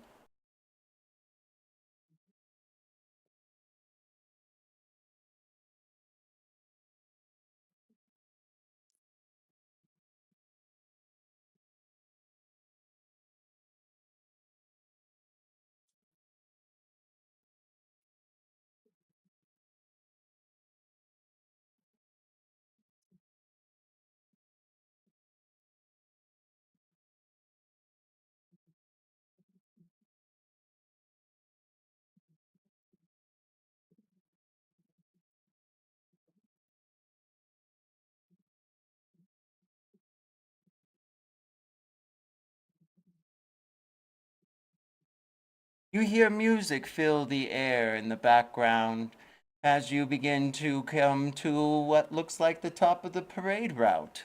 You see onlookers as they begin to hoo and holler, and only the best dressed seem to be getting by as they walk on by two secure, well, it looks like fashionistas of some kind. They have binoculars as they're looking at everyone and turning some away as they begin to approach. And we'll begin to see if you all, get past the front door. Well, that will take some initiative. When you get back, everyone roll initiative. Uh-oh. I have an idea. We should just show them the crystal ball to show that we have won the lottery or the scavenger hunt. Ooh, that's a 14. 22. 17. 17.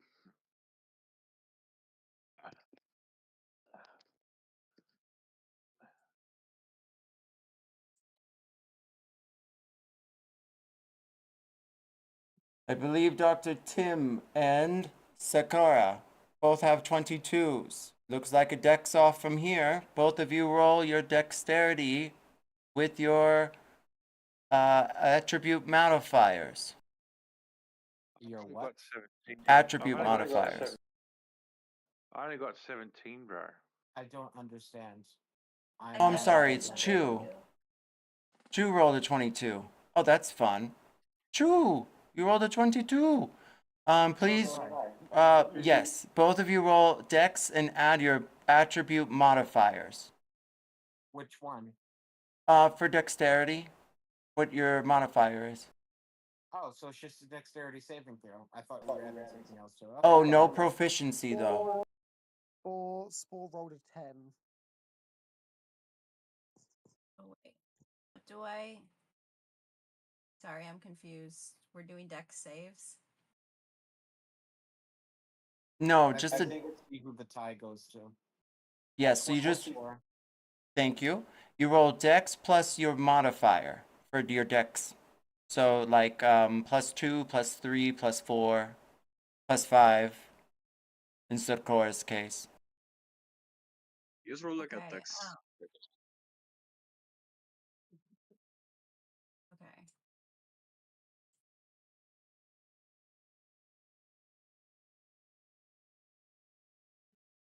Fantastic. 22 again for Chu. Sakura, you're the first one to get in line, and you wait for the fashionista to stare you up and down. Their hair is slicked back, and they're elven, though they're younger in years. Their lobes are shorter, and they're wearing some sort of suit that's been pinned to their backs, and they smell you. What have you been doing today? Nothing of any consequence. Roll persuasion. Okay. Please hold the line. There's so many tabs. What the hell? 23. Yeah, okay, you're in. Thank you.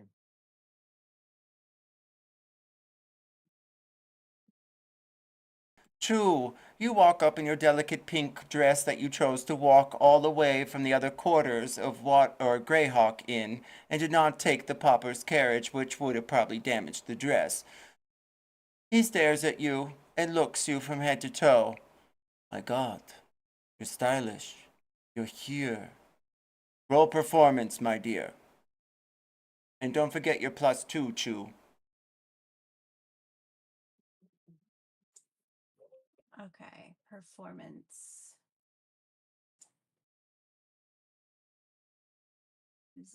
+2 would be 12.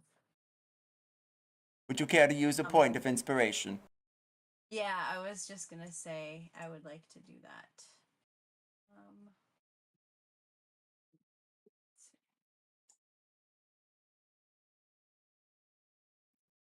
Oh gosh, 12 again. You can, but the dress and, oh my, high or low? Low. He nods at you and says to wait. He needs a second opinion. Dr. Tim, I believe you're next.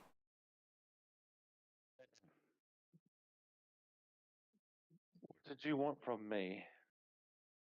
As you walk up, he looks at you from head to toe. Not bad. I like the suit and the top hat too. Well, roll me charisma.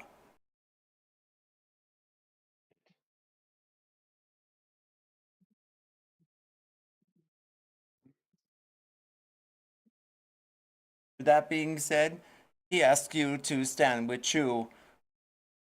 Sunk, I believe you're next. Alright, I'll walk up.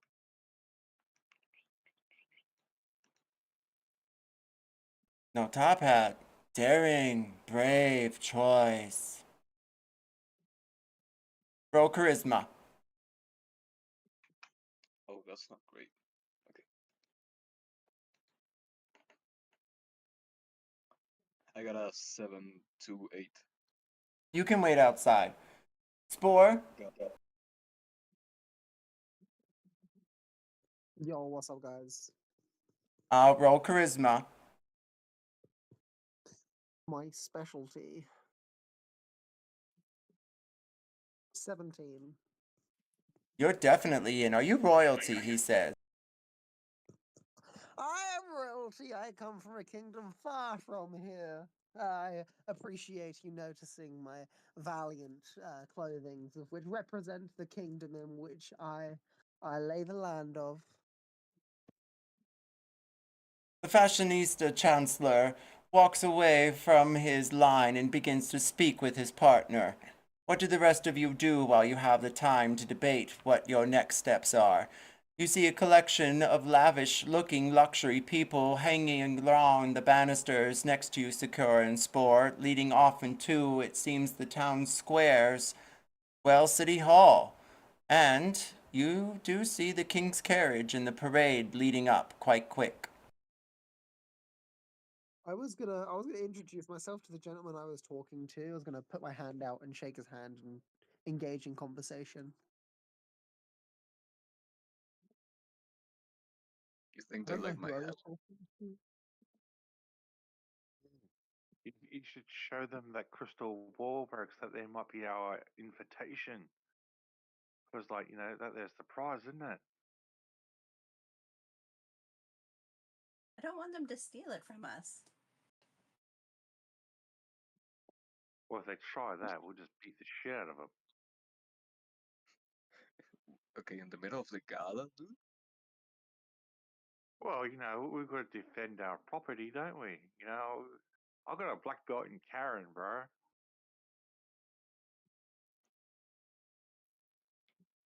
Hmm. I feel like there might be a special time for us to be able to present the fact that we have it. Yeah, but we're going to get in this, don't we? Where's our bad, bro? He can talk us in. That's his job. Where'd he go? Spore, you tap the shoulder of the doorman and he looks over at you. Yes, your majesty. Oh, 1 second.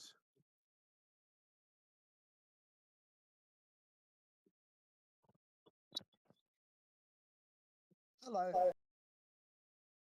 I put my hand out and I shake his hand and I go, "Hello there, my name is Sir Funglus von Sporwitz, Grand Duke of the Mycelian Court, Keeper of the Fungal Flame, and Court of Capshire, and Baron of the Puffball Hollow. If you wouldn't mind, could you point me into the direction of perhaps some of the Chancellor or the King himself? I would be interested in engaging conversation with such members of hierarchy."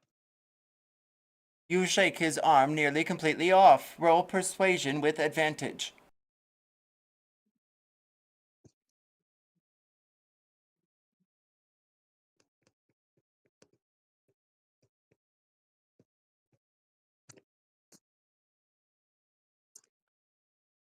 "28." A naughty 28. He says, well, of course, sir, I'd be happy to get you someone that can better assist. He snaps his fingers and tries to address one of the footmen near the balcony. They come over to you and they step forward. Yes, sir. This is a Magister of Puffle's Hollow, Puffleball Hollow, I believe. I shake his hand and I go, Sir Fungulus von Sporwitz, Grand Duke of the Mycelium Court, Keeper of the Fungal Flame, Court of Capshire, and Baron of the Puffball Hollow. It is a pleasure to meet you, good sir.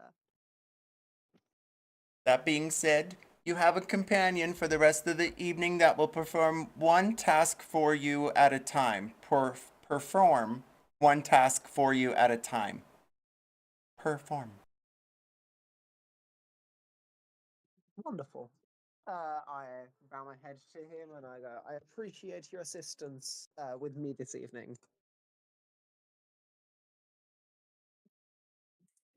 And with that, he is that species, which we'll discover next week, I'm sure. If you're interested, I can Google something now. That being said, what are the rest of you doing? Are you going to wait outside for the second opinion?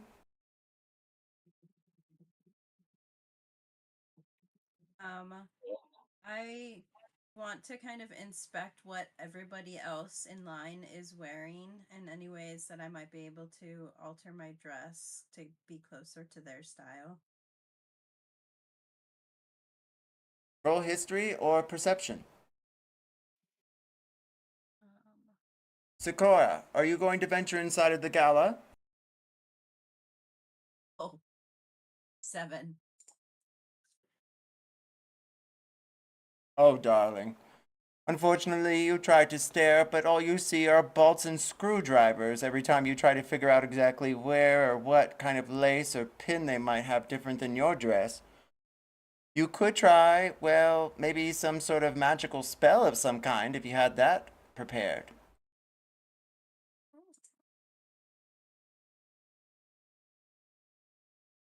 Animal friendship. No. Not a bad idea. Oh, I could miss this and I could do that. You hear the crowd from down the hill begin to scream with delight as the looks like the king's carriage is now approaching.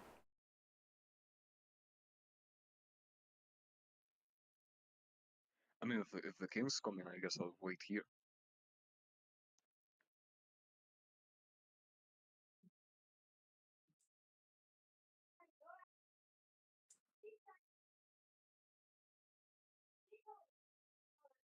Oh, how do I do this?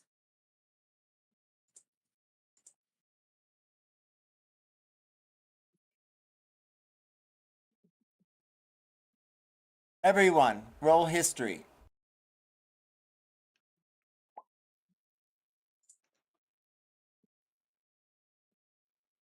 30-20.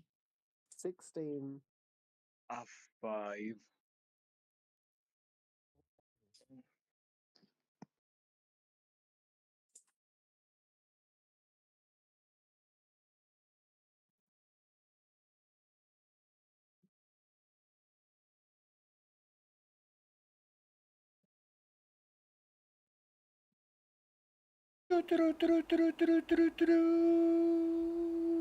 You hear trumpets in the background as they echo from the hall near you.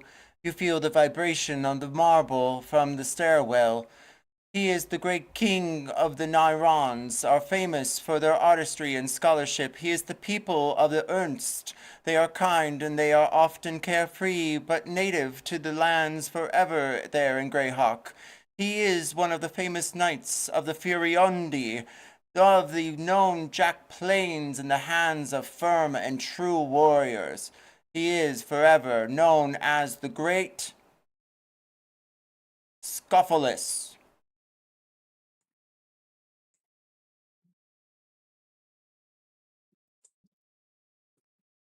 He steps from his carriage 1 foot at a time, and he sends glances to all of their kinds. And he steps forward, and the fashionistas bow, as do most of the others. His crown is of silver, and delicately plays with the moonlight that seems to be overhead, though the sun is still setting in the distance. What do the rest of you do?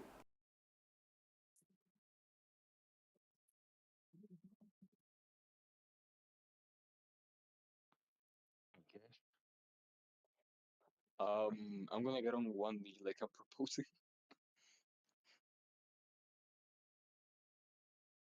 Roll performance. Oh.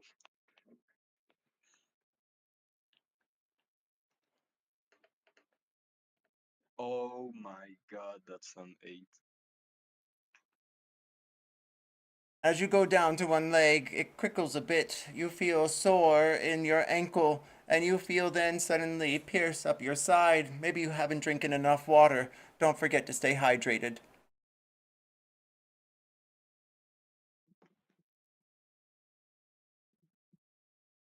Then suddenly the king goes up the stairwells and into the gala, and his carriage rolls off to the bin next to it. Then the second opinions begin. Chu, Sunk, and Dr. Tim, each of you, roll performance.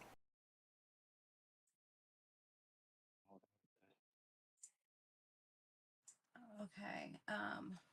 Check out this natural So 20. I have Storm Guide, which lets me as a bonus action, I can choose the direction that the wind blows. So it's like an oscillating Can I have fan. it- Yeah, can I have it like blow on me like I'm doing action shots? Yes. Almost like Marilyn Monroeing my dress. You may get advantage. Okay.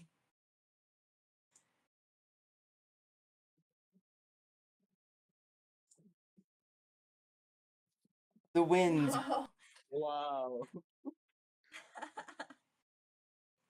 the winds whirl around you, but however, you keep your arms up instead of down, and your dress goes up beyond your crown for just a moment and then back down again. Thankfully, you are still wearing your adventurer's outfit from before. What's that? Normally people have to pay for this kind of show.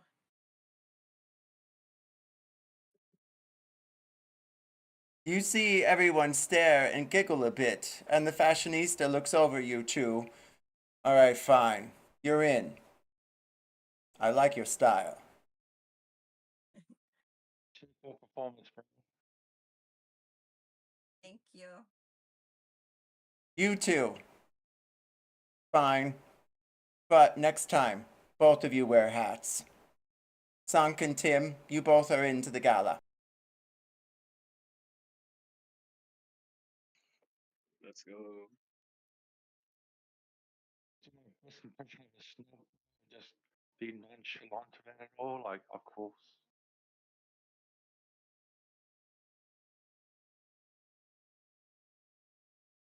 Everyone roll history, perception, or something else. As you enter and walk up the stone staircases, there are black marble and white columns of limestone around you. As you step, you feel embraced by history. Greyhawk has stood for centuries because this great place was able to demand, no, rebuke sometimes, evil from its lands. –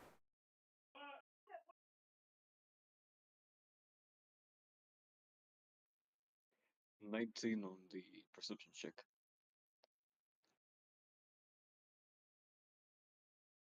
Spore, as you walk around, you've noticed that you have found that you might need a new mushroom cap. This is probably not your best to be wearing in such an occasion, and you might have to do some mending to it at some point. So, as you... Oh, yes? Yeah, disguise. The hat disguise on, which changes my whole outfit, so it is hidden. Ooh, fantastic. Did you have it in your pack? Yes, hat disguise was always on my person. Excellent. That being said is this. With your 12 investigation, you are just about to enter the double doors that open for you by, it looks like, sentry guards. They're gilded to the nines, and they're dressed with, looks like, orange and red stripes, and pinned hats that look like blades, as well as halberds in their hands, waving the commanding colors of Greyhawk. You see a cloaked figure They seem to be over by the king's carriage. They don't, well, they don't look exactly like the ones from before that attacked the shop, but maybe it was nothing. Dr. Tim, as you begin to go up the steps, you find yourself embraced by the history and you start counting the columns, one for each one of the districts, each one of the trident and true things that. But then the music begins to play and you lose your concentration. You will receive a +1 to your performance if you choose to dance, because as you enter the double doors, you see a collection of different figures swinging around in different tones as the music plays. They laugh and they juggle. You see someone on stilts and another flying in the air on ribbons. Sunk. Oh. Oh, what's that, Dr. Tim? Well, no, you go to the guy, bro. I'll wait my turn. It's cool. Oh no, go for it, Dr. Tim. What are you saying? What are you doing? Let us know. We're all ears. Well, with the music going and everything else, and people are mucking about, I was going to ask you, does she want to have a dance with me? So we can mingle. Me? Yeah. I jump up and start doing the robot. I'll copy her, bro. We'll do the robot together. You jump doing the robot, mingling into the crowd. There's room enough for everyone. And Sunk, with your perception of 19, you see Chu and Dr. Tim getting along swimmingly. And you notice something else. A familiar figure, someone with a cape, is by the carriage of the king, and it's exactly as the gentleman's from before. You have to let someone know. Or maybe just let the party play. Everyone seems to be enjoying themselves. The wine is pouring, and people are sitting in the pews that are usually used for arguments, but this time people are laughing. And Chu, maybe it's the robot moves, but you just notice your dress in all the right places, narrowly going with all of your moves. Roll a performance check.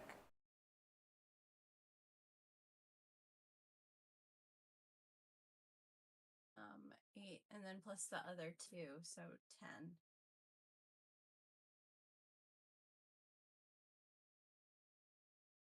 You find yourself in amongst of, it seems like, friends, though you do notice the casual glances in your direction, being your species and all. However, you seem as though no one is really bothering to notice all that as the music plays and people are laughing. Hip hip hooray. What does everyone do now as they walk on through to the gala? Mm, um, I guess I'll go up to Sakura and I'm gonna tell them, "Yo, look at the hooded guy by the carriage. Doesn't he seem familiar?"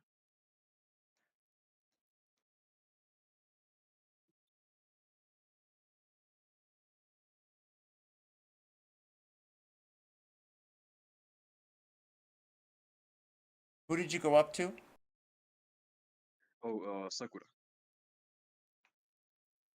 Sakura. I don't. They are not present, it seems. Oh, maybe they are. Sakura? Yes. Hi. Oh, Yes, I'm alive. did you hear what I said? No, absolutely not. I did not. I'm sorry. Okay, so you know about the hooded figure about the on the carriage, or did you not hear that? I haven't heard any. No, I did not hear that. Oh, okay, so I got a 19 on my perception check, and there's a hooded figure by the king's carriage that looks a lot like the guys that jumped us in the shop. And I went and told you about it because everyone was like dancing. So she's definitely going over there to investigate. Not like openly hostile or anything yet, just seeing what that person's deal is. You walk up direct 16. carriage and they seem to be trying to mess with it in some way. They have some